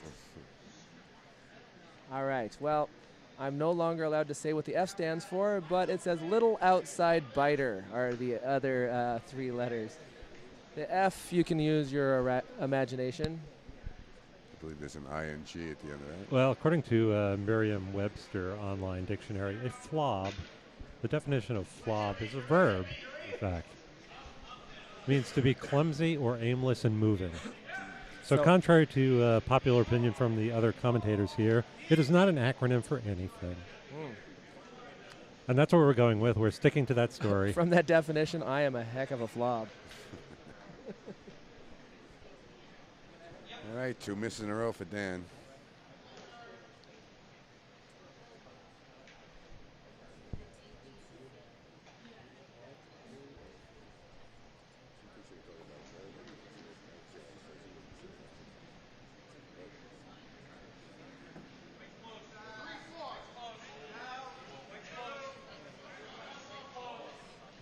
Peter's draw looks a little bit better than the last shot. It doesn't look like it's going to tuck behind, though. It will be wide open. Stayed really straight on that line. some of the other sheets I've been playing on this weekend had a nice late finish and really didn't get it with that stone. Had good handle. Yeah. Yeah, it looked good. Just didn't come. Just didn't finish at the end.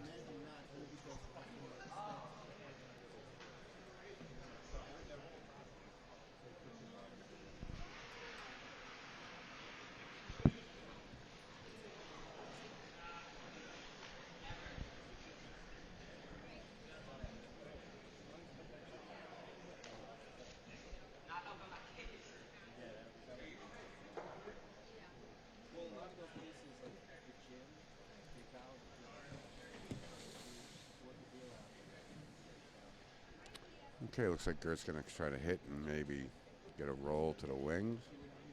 I like the guard here. You know, a little unconventional. Let's change things up a little bit.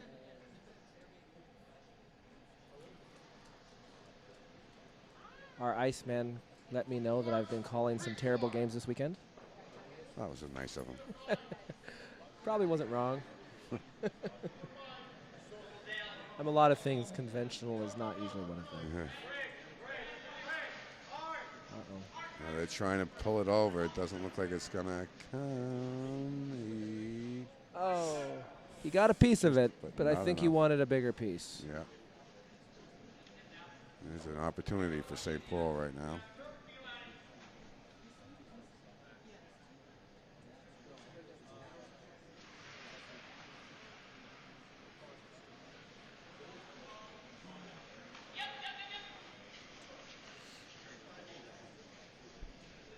Peter Austin coming in to give some suggestions on the call.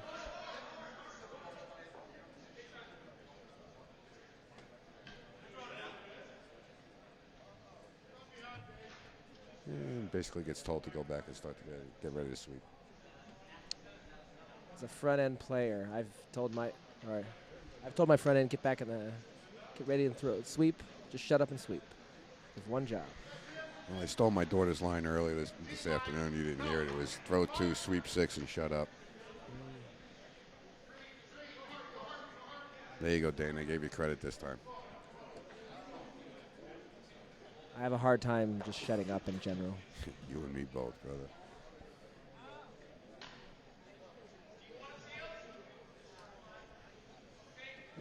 All right, Mike would like to ask us if we know what a Marv is. I believe a Marv was a host of a variety show once upon a time. And he bit some woman on the back, I believe. Is this true? I do not know that. That's the word I heard on the street. I don't know. Well, one of you is either talking about Marv Albert. That's me. The other one might be talking about Merv Griffin. Oh, yeah, Merv Griffin. I don't know. They're all older than I am. But since this is a family broadcast, I'm going to go with the Merv acronym Griffin. For Mobile Armored Reconnaissance Vehicle. John Schuster on top of things, as usual.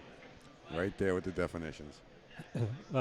You'd also get some points for Mars Aerial Research Vehicle That's the one I or would've guessed. Marburg virus. Oh, Merv. Wow, we were close. And the Dykes finals are just underway now.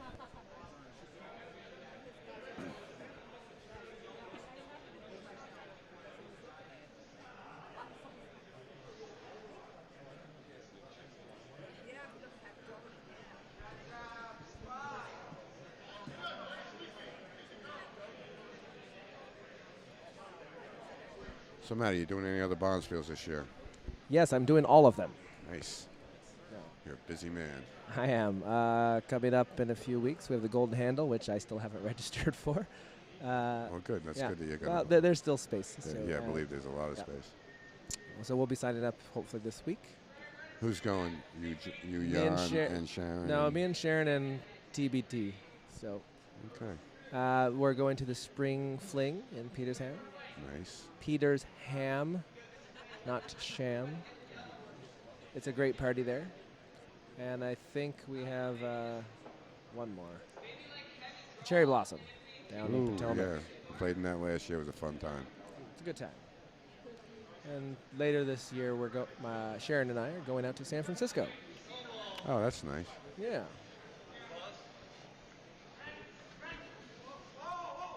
Are you picking up a front end out there, or are you going to bring someone? Ooh. We have someone that we met in Iceland we're curling with while we're there. That's great. That's And really a third cool. random. So here we're going to have a great time, though. Yeah, you should definitely have a great time in San Francisco. They've sent a team here for the last, 3 or 4 years in a row? On sheet A, it looks like Team Ardsley is sitting 1.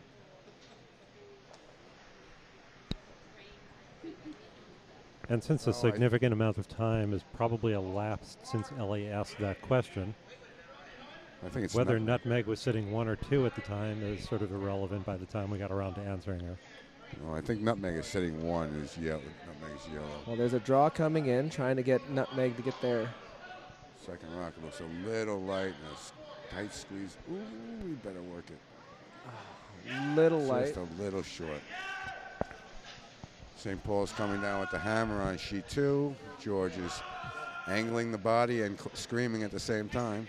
And he gets the shot and a nice roll. Nice shot for 2. Yep.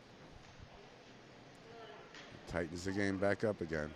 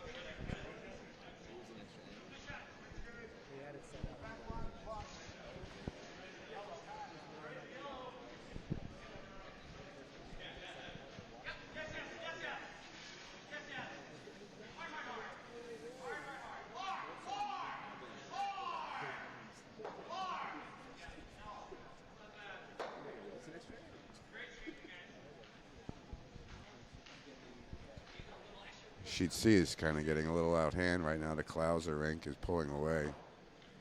It's 8-3, I believe, in the 7th end.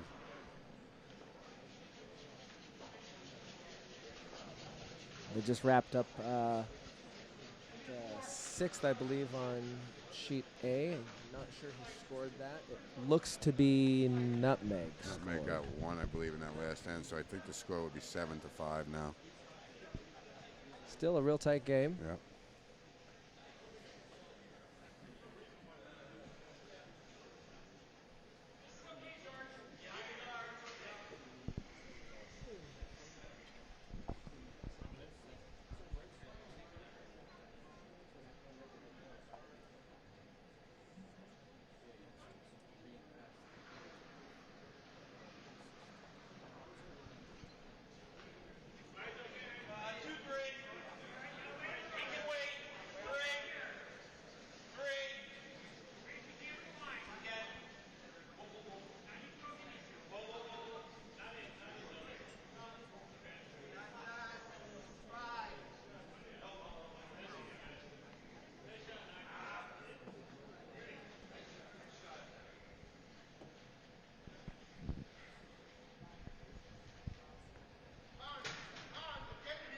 Just to clarify, I'm sitting here with Matt Gallegos because my daughter wanted to know who was announcing, and John Schuster.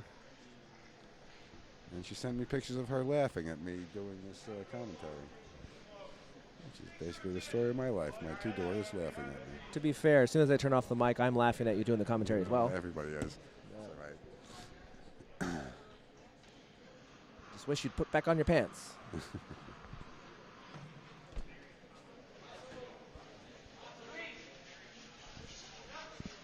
So Gert elected to leave, completely ignoring the center. Is that on? No, it's just it's short of just- on. yeah. So it looks like Trying he's to trying pull to it draw around. into center. They hit it really early. Looks like it pulled it out a little bit. It's not going to bury for him. But nice weight down to the tee line, just Yep. short of the tee line.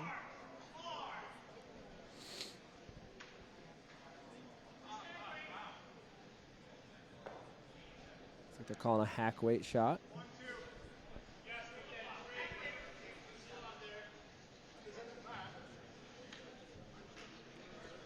I'm surprised. Usually he would try to keep. Well, I guess it was Sam's first shot. He didn't want to go, or his last shot. He didn't want to go for the tick on it.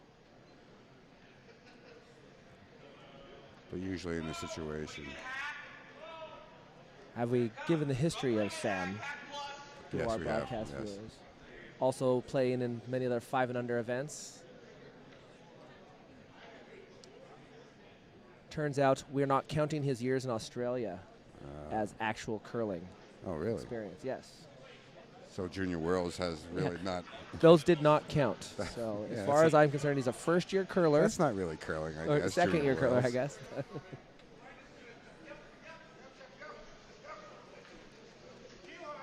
Well, the good news is he's going to stay here. Next year he'll be playing out of our club. We're all very disappointed about that.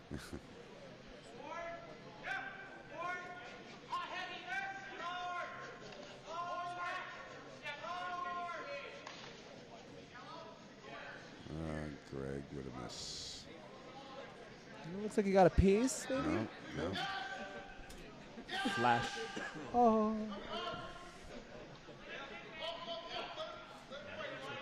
So they're going to try that takeout again. Called for hack on the last one. I think it was just a little outside on the last one. Well, Matt, you tried to get in a little flash Gordon Queen thing there, but I don't think anybody got it. That's all right. Okay. Not everyone's as much of a Queen fan as I am. I saw Queen twice in concert.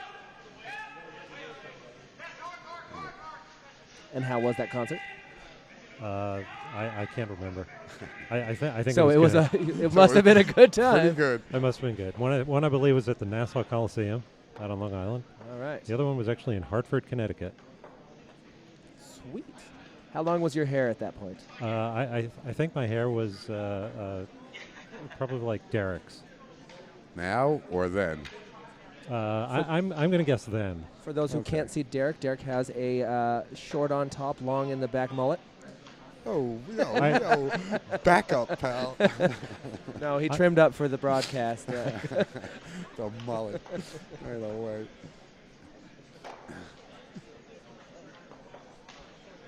Well, over on C, looks like they're Clouser pulling the ring. stones down to the end of the sheet. Clouser was in control of the front of the house, and they ended up running them out. Well, it's not running out of stones. But unless you scored a lot in that the 7th end, it was tough to come back from. Yeah. Hey, Peter's going for the wide open hit here. And it looks like there's a run there where it's just falling out. Starts to come back now, and he looks like he got a piece of it. We played there yesterday and got a little bit of that as well. Just along between the 4 and the 8 foot, towards the 8 foot line. We caught it and it would just fall, maybe stay straight. You put a broom on it, it was falling, but hey. Well, that's basically what happened to their first 2 attempts on that shot. And then Peter just pulled it out, but he rolled out with it.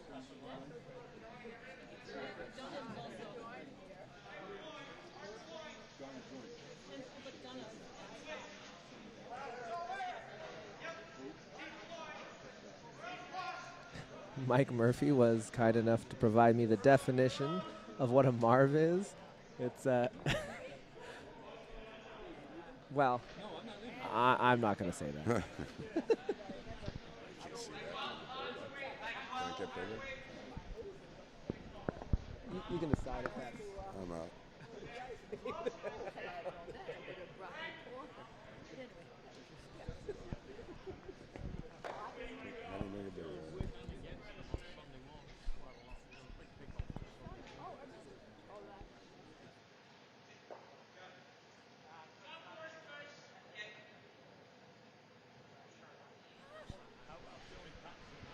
Thank you, Mike. I didn't know you were such a sick. I did. No, anybody who wants to look up what a Marv is, you're welcome to do so. We will not be given that education on this broadcast. Basically, backs the bite, bites the back of the rings.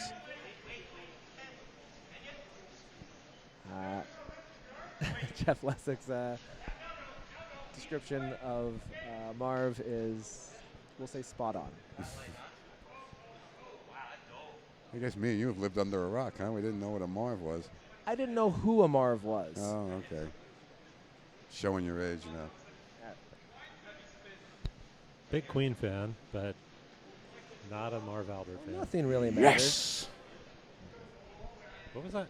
Rush? No, Marv Albert. Yes! Oh.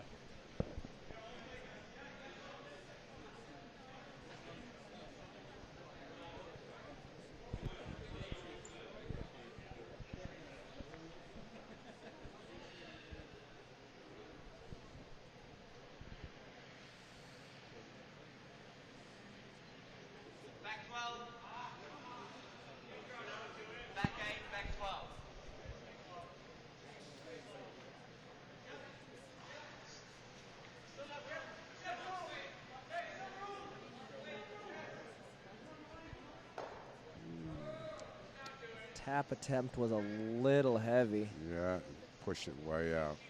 so they're elected to push it to the back of the house. And Gert was trying to get that stone out of there because he knows that stone is spelling trouble right now for him.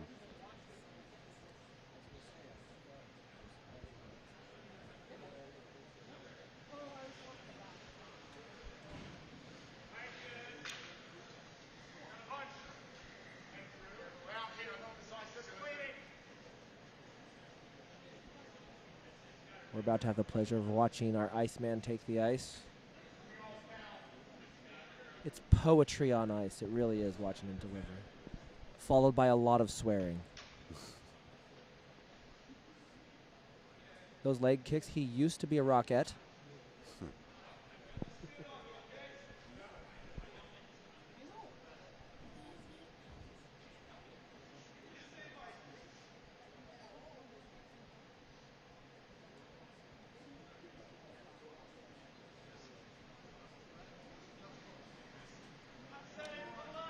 Nice downweight shot coming out on sheet B. They're pounding it. George is screaming. I think it's inside that line where it's starting to curl, and he's going to miss this stone. To be fair, all of his all of George's calls are loud. There's no such thing. You can always hear him on the ice, and I've modeled my skipping after him because I never want my team to say they didn't hear me calling.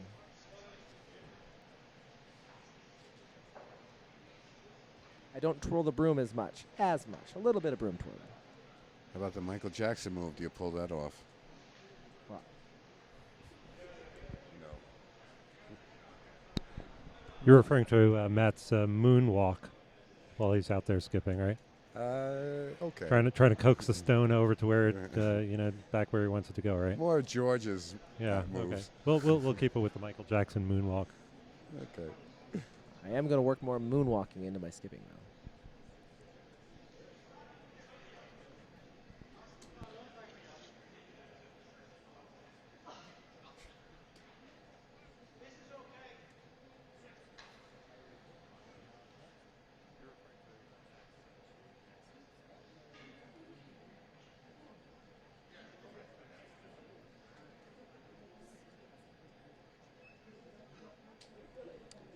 So what's the call here? I didn't see him. I believe he's just drawing into the 4-foot behind guard.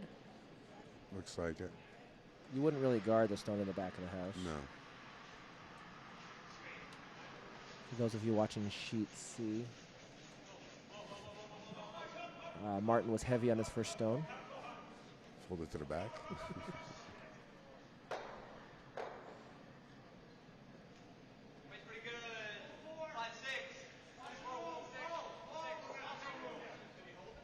It's a little outside on this. He's caught in that straight.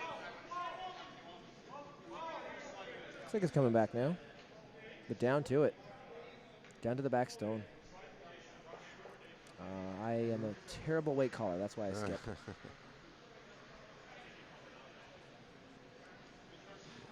It's not very good. He's not very happy. Sets up a double and a roll. No.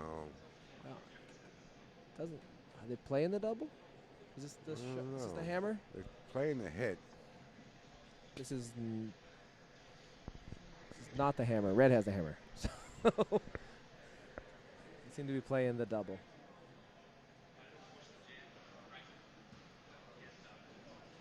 Now, can you get that double and roll? I don't see that much of a roll in sight. Get a little bit of a roll. I don't know if you can get all the way over. Depends on the weight you're throwing, really.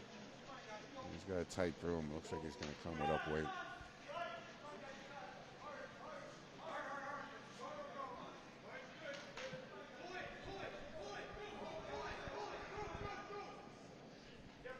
On sheet A, there's 2 stones left, coming home in the 7th. 1 stone for each team left. I believe Nutmeg is sitting 2. No, that's I'm Dennis. sorry. That's Dennis Ardsley is sitting 2. Down 2, sitting 2 with the hammer. Okay, so with that hit, they got the 1 and they rolled out.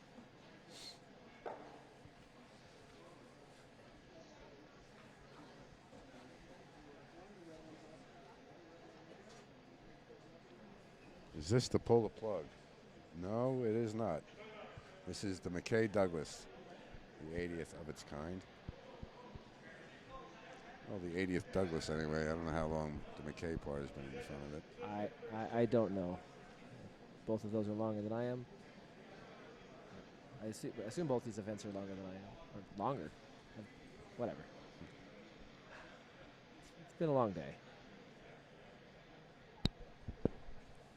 We might be able to ask George when he comes off the ice. He might have been playing in all 80 of these previous games. Perhaps. Perhaps. And here's the pitch.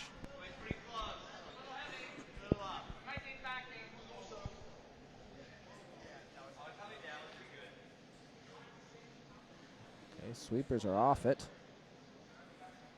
Needs to check up. Looks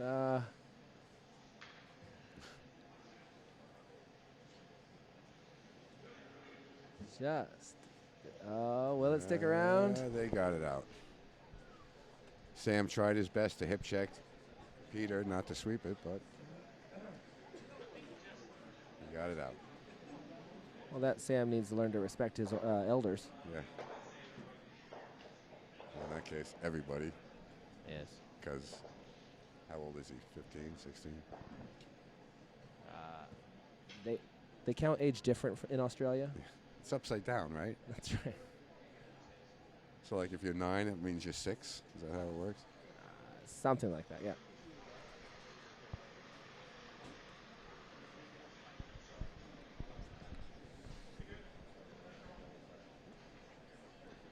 Okay, messing rink with first stone in the last end, up by 2.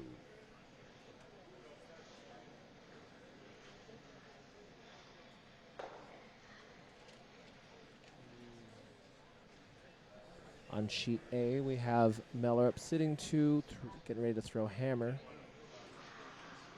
Needs to draw full 8 for 3, and the lead. The sweepers are lightly brushing the stone on B. This is called just a clean. Yeah, really clean.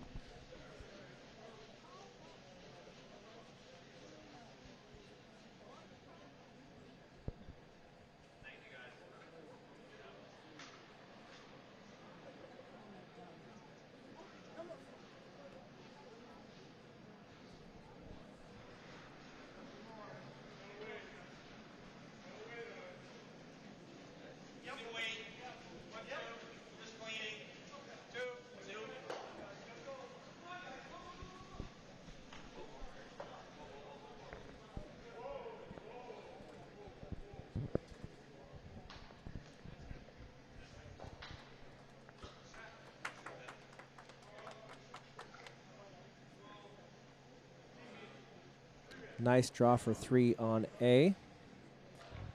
So the Mellerup rink takes a 8-7 lead. Coming home in the 8th without the hammer. Nutmeg will be trying to get their deuce.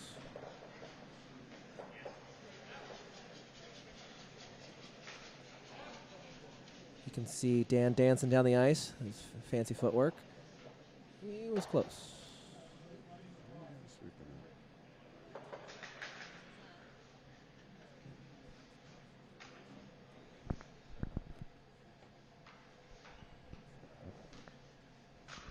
We'd like to thank our sponsors, whoever YouTube decided to throw up there.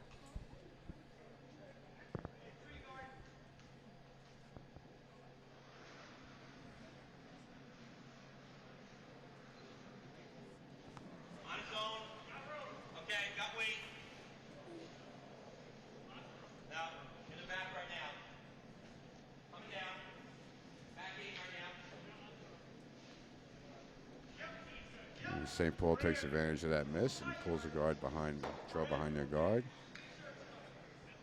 It's still second stone though. But Gert doesn't like that guard up there, so he's going to go take it out, try to keep it clean for the rest of the game. Right here, though, you really don't care if you're first or second stone. No. You just want to have a couple stones in play.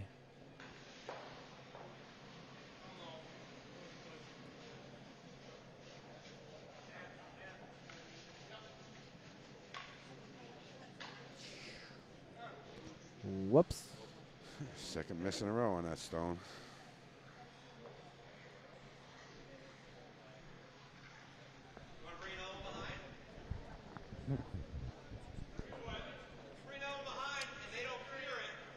On sheet A, we have Nigel throwing his lead stones. He's also known as Johnny Skullcrack from his epic fall during his Dykes final win.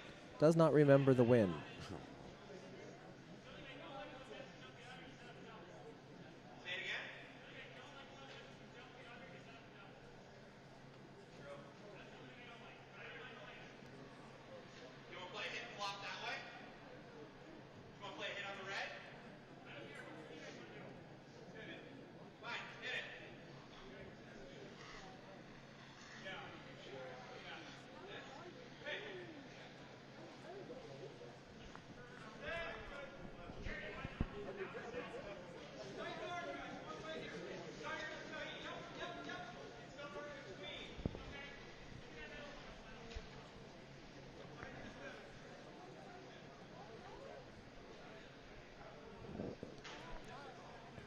So that was 2 big misses from the messing rink. Doesn't lock up a deuce, but it doesn't hurt. Well, it doesn't hurt St. Paul team, hurts Gert's team. As announcers, we're supposed to remain neutral. I'm a homer, man. What can I tell you? The guy's my brother. I got to root against him. My sister will hate me.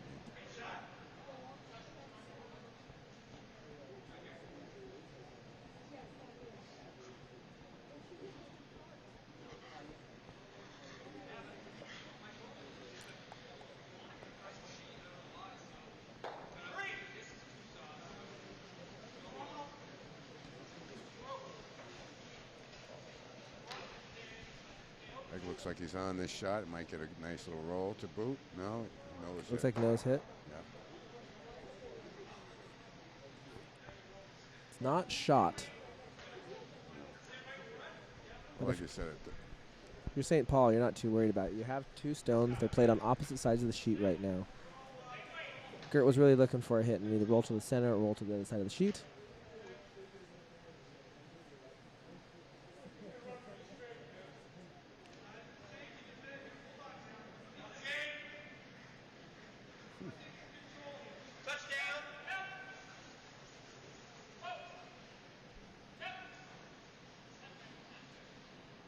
Another nose hit. The double is still there. yeah, it's a tough one.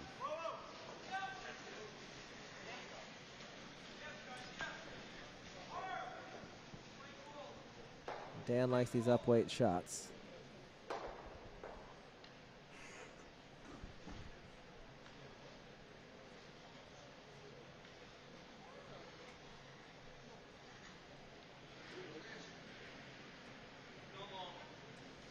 No, he's a bit on the inside. Looks like he turned it in just a little bit. Yeah. He's going to get a piece, He's but gonna he get a wanted roll more of it. Too much. Oh. Just behind it. Almost a great shot. And the groans come out from the crowd. Yeah. Disappointment and shame.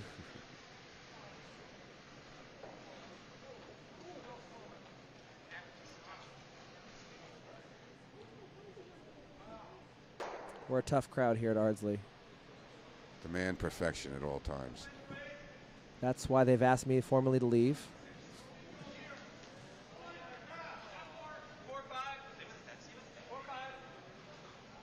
It's like a nice draw coming up here trying to split the house.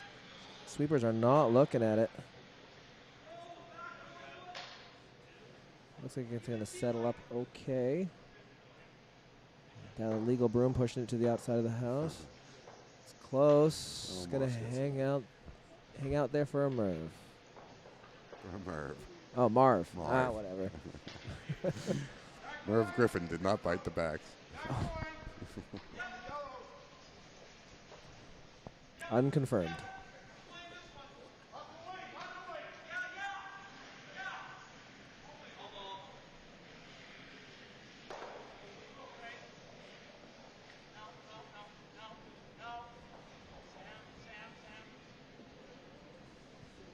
And they're hitting the stick on the outside rings. Would you have played that stone or played the outside yellow? Is the outside yellow behind guard? The outside yellow is kind of Yes. tough to get because it's on that run area. Yeah, it looks like it's behind guard. So I might have taken that and tried to go out with it just to give him nothing to freeze to, which he's trying to do right now. It seems to be at this point Gert is playing for the extra end. Because who doesn't love bonus curling? Yeah, I'm pretty sure he doesn't want to play an extra red. Our Bonspiel coordinator is about to cry.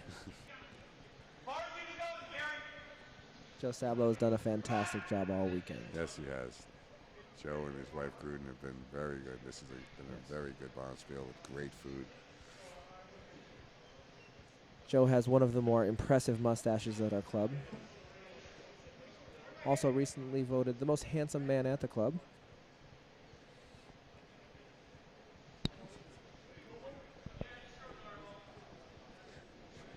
Who was doing that voting, Matt?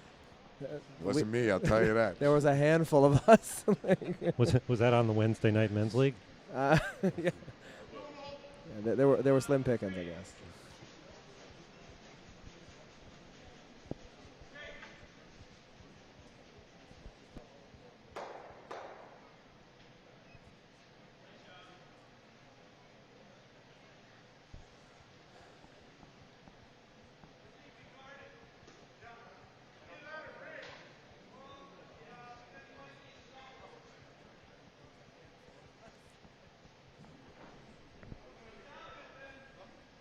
I believe they're a little too flat for the double. Yeah, the double's definitely not there. You just want to make a good hit, sit shot, make them make a play on your stone.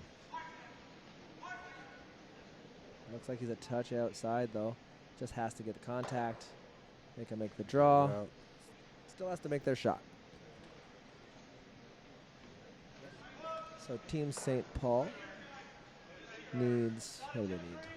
Full 12 really. Yeah. And then we have one extra hit. Well, Gert still has the hammer. All he's going to have to do is draw to the pot at the end of this Gert game. does not have the hammer. He doesn't? Oh, you're right. He does not. I stand corrected. You sit corrected. I sit corrected.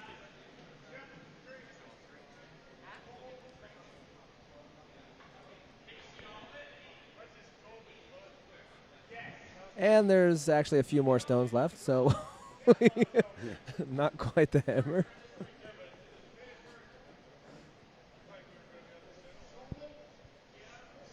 So All right. sheet A, Dennis Mellerup is sitting too. Nutmeg's trying to take out their front stone.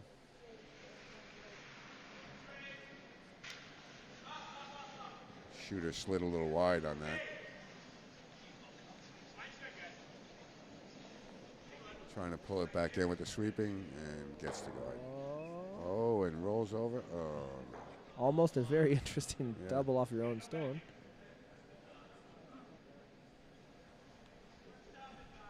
And St. Paul has a nice little shot here.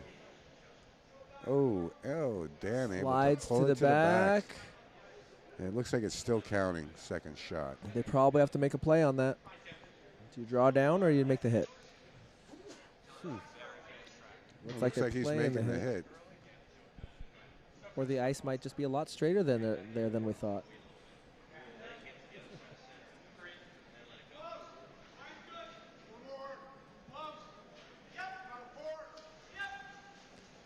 Dennis looks to be playing his shot into the house on sheet A. Maybe a tap. It's a fine shot. Tapped it to back 4.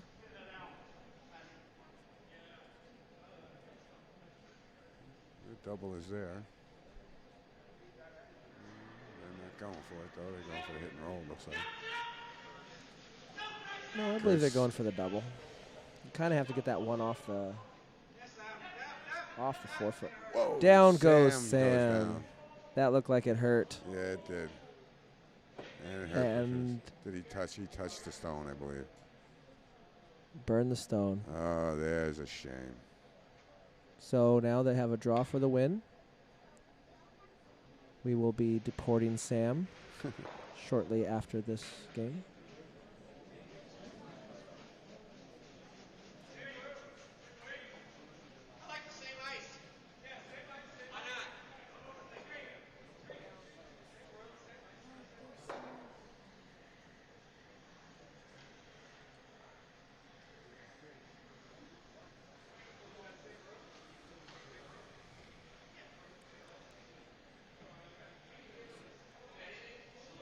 Yeah, he still has to make the shot.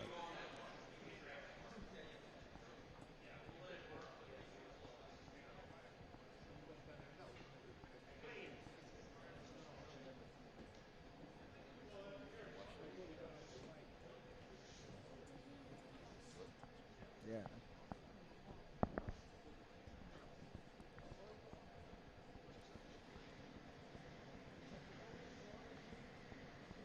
And the shot is away.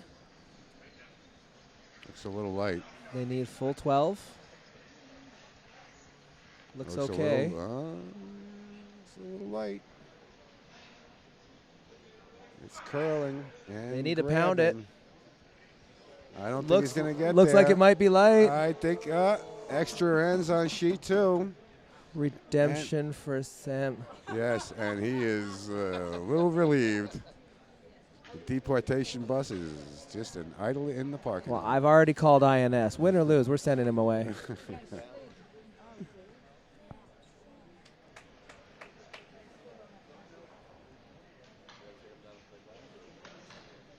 All right, so we have bonus curling. 2 games in a row. So 6-6 after regulation. Ardsley with the hammer. This event's a little unique. We're doing sudden victory. The first person in the house wins. Oh, nice. I didn't know that.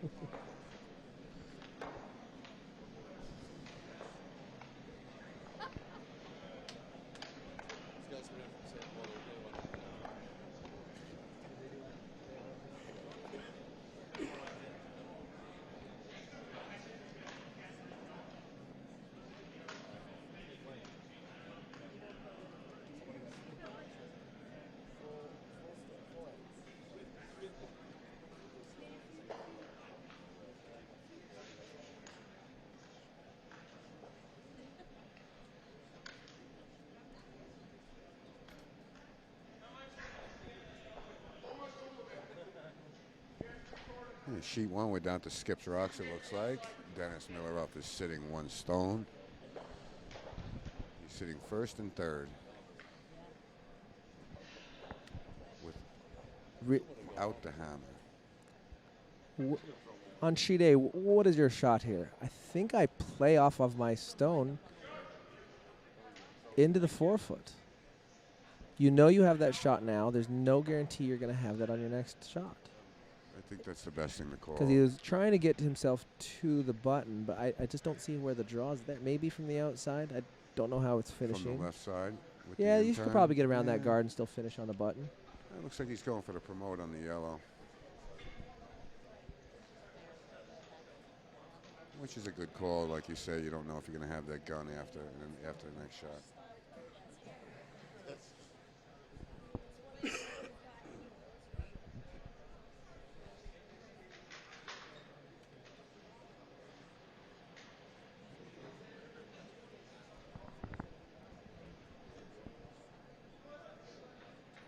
So Sam's new nickname is Bernie. Feel the burn. Crocodile Burn D. Not bad, not bad.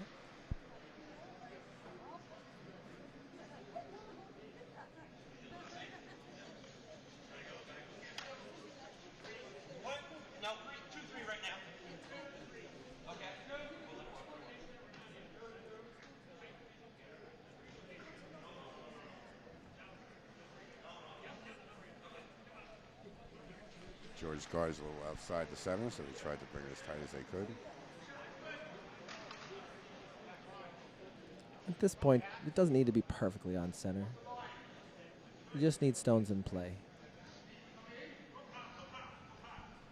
Oh, they're working it on sheet A, and they get the bump, but Looks a little bit light. oh yeah, it's still second shot. Although, with his next shot on sheet A, he can throw an in-off of his own stone. Oh, yellow. Yeah. It's a big girder, right? Like this post right in the way.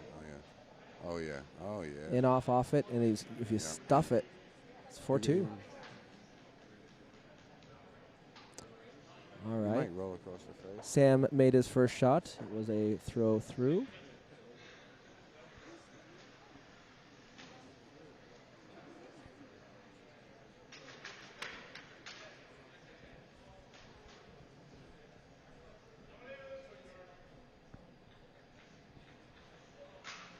Gert's goal here is to play in pretty open end.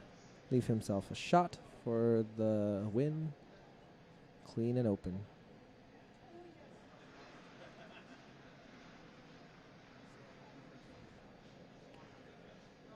George Austin throwing about his 10 millionth guard probably in his lifetime.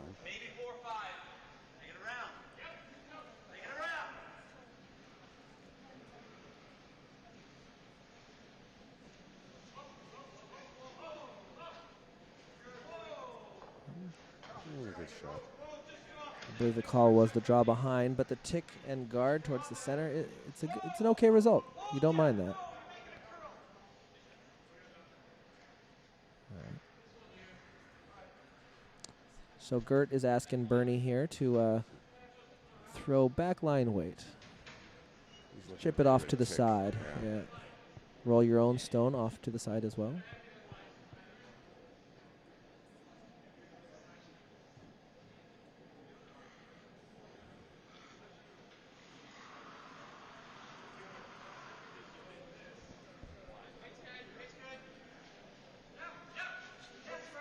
Greg's got to get on it. Try to keep it as straight as possible. Or he's just going to get a nose hit. No, he's going to catch the edge. Yeah. Looks No, pretty St. good. Paul's It's gonna gonna work his nope. best to get it out of the play. It's gonna stick around just short of the line. Oh, it curled. Oh, stuck around. That's a great shot. by In the Sam. coffin. Great shot. And he got a little flob out of it as well. Nice shot, Bernie. To answer Jim Borza's question, I don't know why they stopped the stone. I didn't actually see it. I just saw Sam fall really hard, and then someone told me they removed the stone. I'm pretty sure Sam must have burned it because Well, but the rule is you don't necessarily have to remove it instantly. If you burn the stone after the hog line, you're supposed to let it play out, and the opposed skip gets to decide a couple things. If they want to play it the way he thinks it would have turned out, he can remove it instantly from play. In that situation, I believe the skip would have removed it from play. Go back as if the shot never happened. So yes, Greg Poole was probably in error there, removing the stone instantly. But the other skip was just going to put it right back and give himself the shot for the win.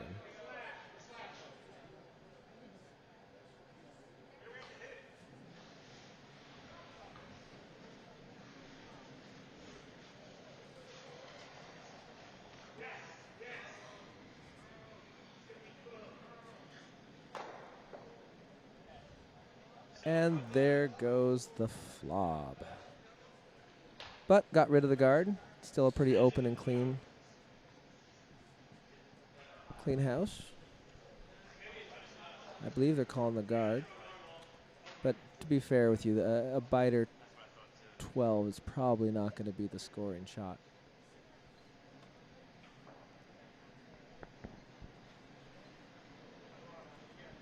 Looks like Nutmeg's about to throw the hammer on sheet A. Time to lay the hammer down. I believe they're playing the in-off like we spoke of. In off your own stone, into the pot. Try to knock out the red for 2. Bertonica, a former Dykes champion. Looks to be a pinch wide.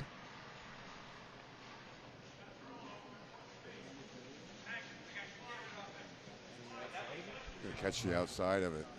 Ooh, missed. And that's the game. Is the game. And Mellerup wins on sheet A. There's Greg trying to get a peel and a double. Nice job. But leaves his stone sitting.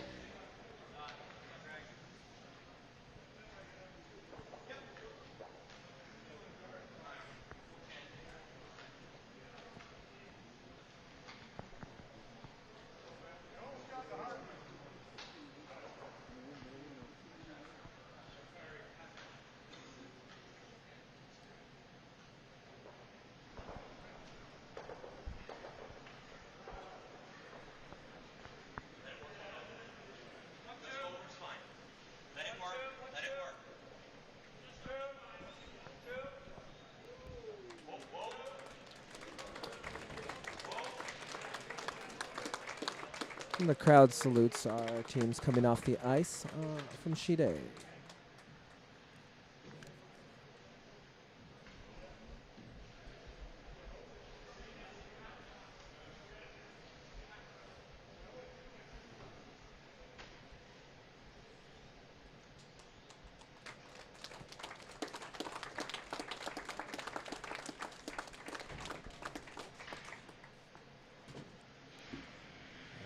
Peel shots coming out on sheet B. Looks like they should get all 3 out with this one shot. No, oh, just a little too thin. At that weight, you don't have to hit it thin to make your shot rock leave the field of play.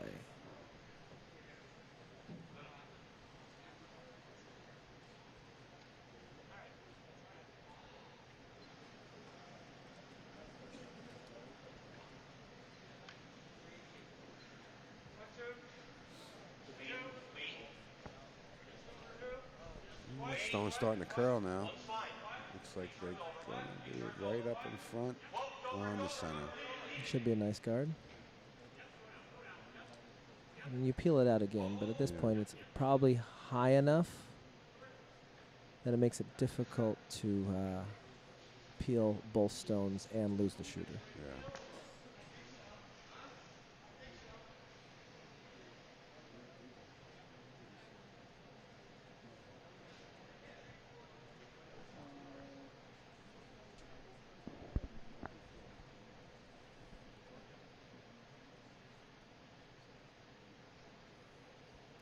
Dan's second shot is off. And let's see how it works. Seems a little outside. And there's a flash.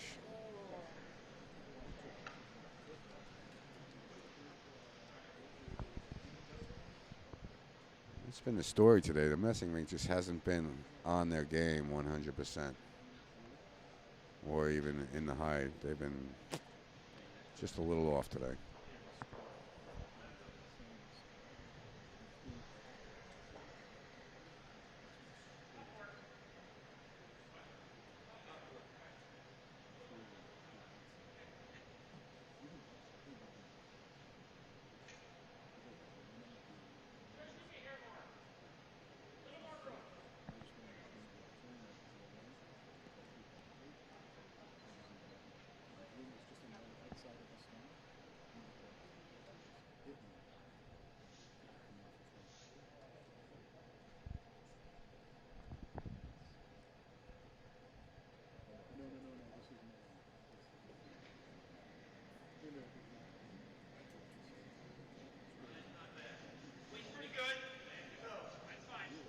Stone's away.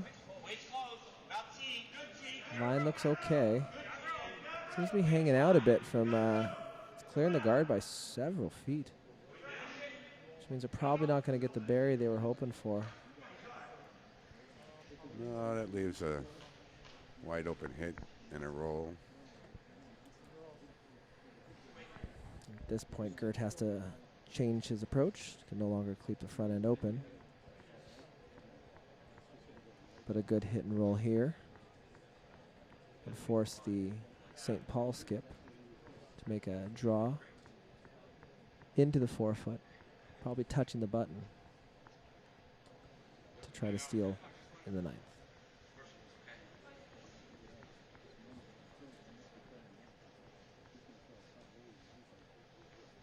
Thank you, Dana, for the update for the Kaiser. Sorry, Dana Kaiser for the update on the dikes with Nick Beaton's rink from Ardsley, currently leading 2-0 after 3. Good job, Nick. Keep it up.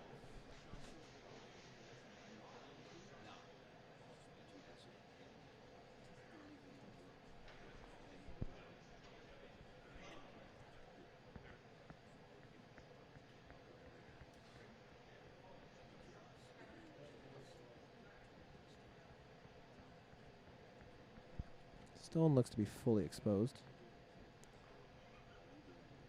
My angle is poor from where I'm sitting, but from the screen. Wide open, looks like. How's the ice react on this side? Going the other way, it's got that fall on it, so that's what he was probably thinking. The fall seems to be a little bit further out. Oh, they're cleaning. Must be near the shot. He's going to hit it. I don't know if he's going to get the roll. He's got an It's opposite all right. roll. You don't mind the rollout. You're at least sitting shot, forces them to make a play.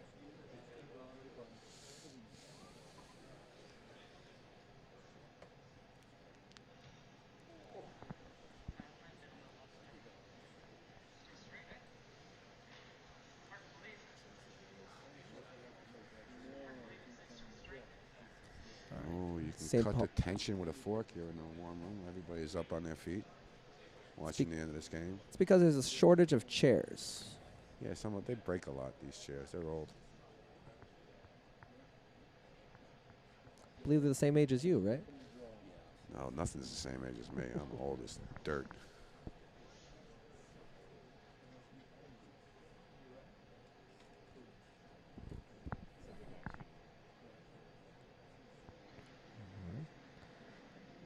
Deliveries away. Line looks a little bit tighter than the previous stone. Still hanging out there. Cleared it by, half a stone. Looks to be just past the tee line. Be hanging outside. Oh, Dan is sweeping brushing like a badass. Whoa, he drags it to the back of and they win the game. Ardsley Rink wins That the game. is game.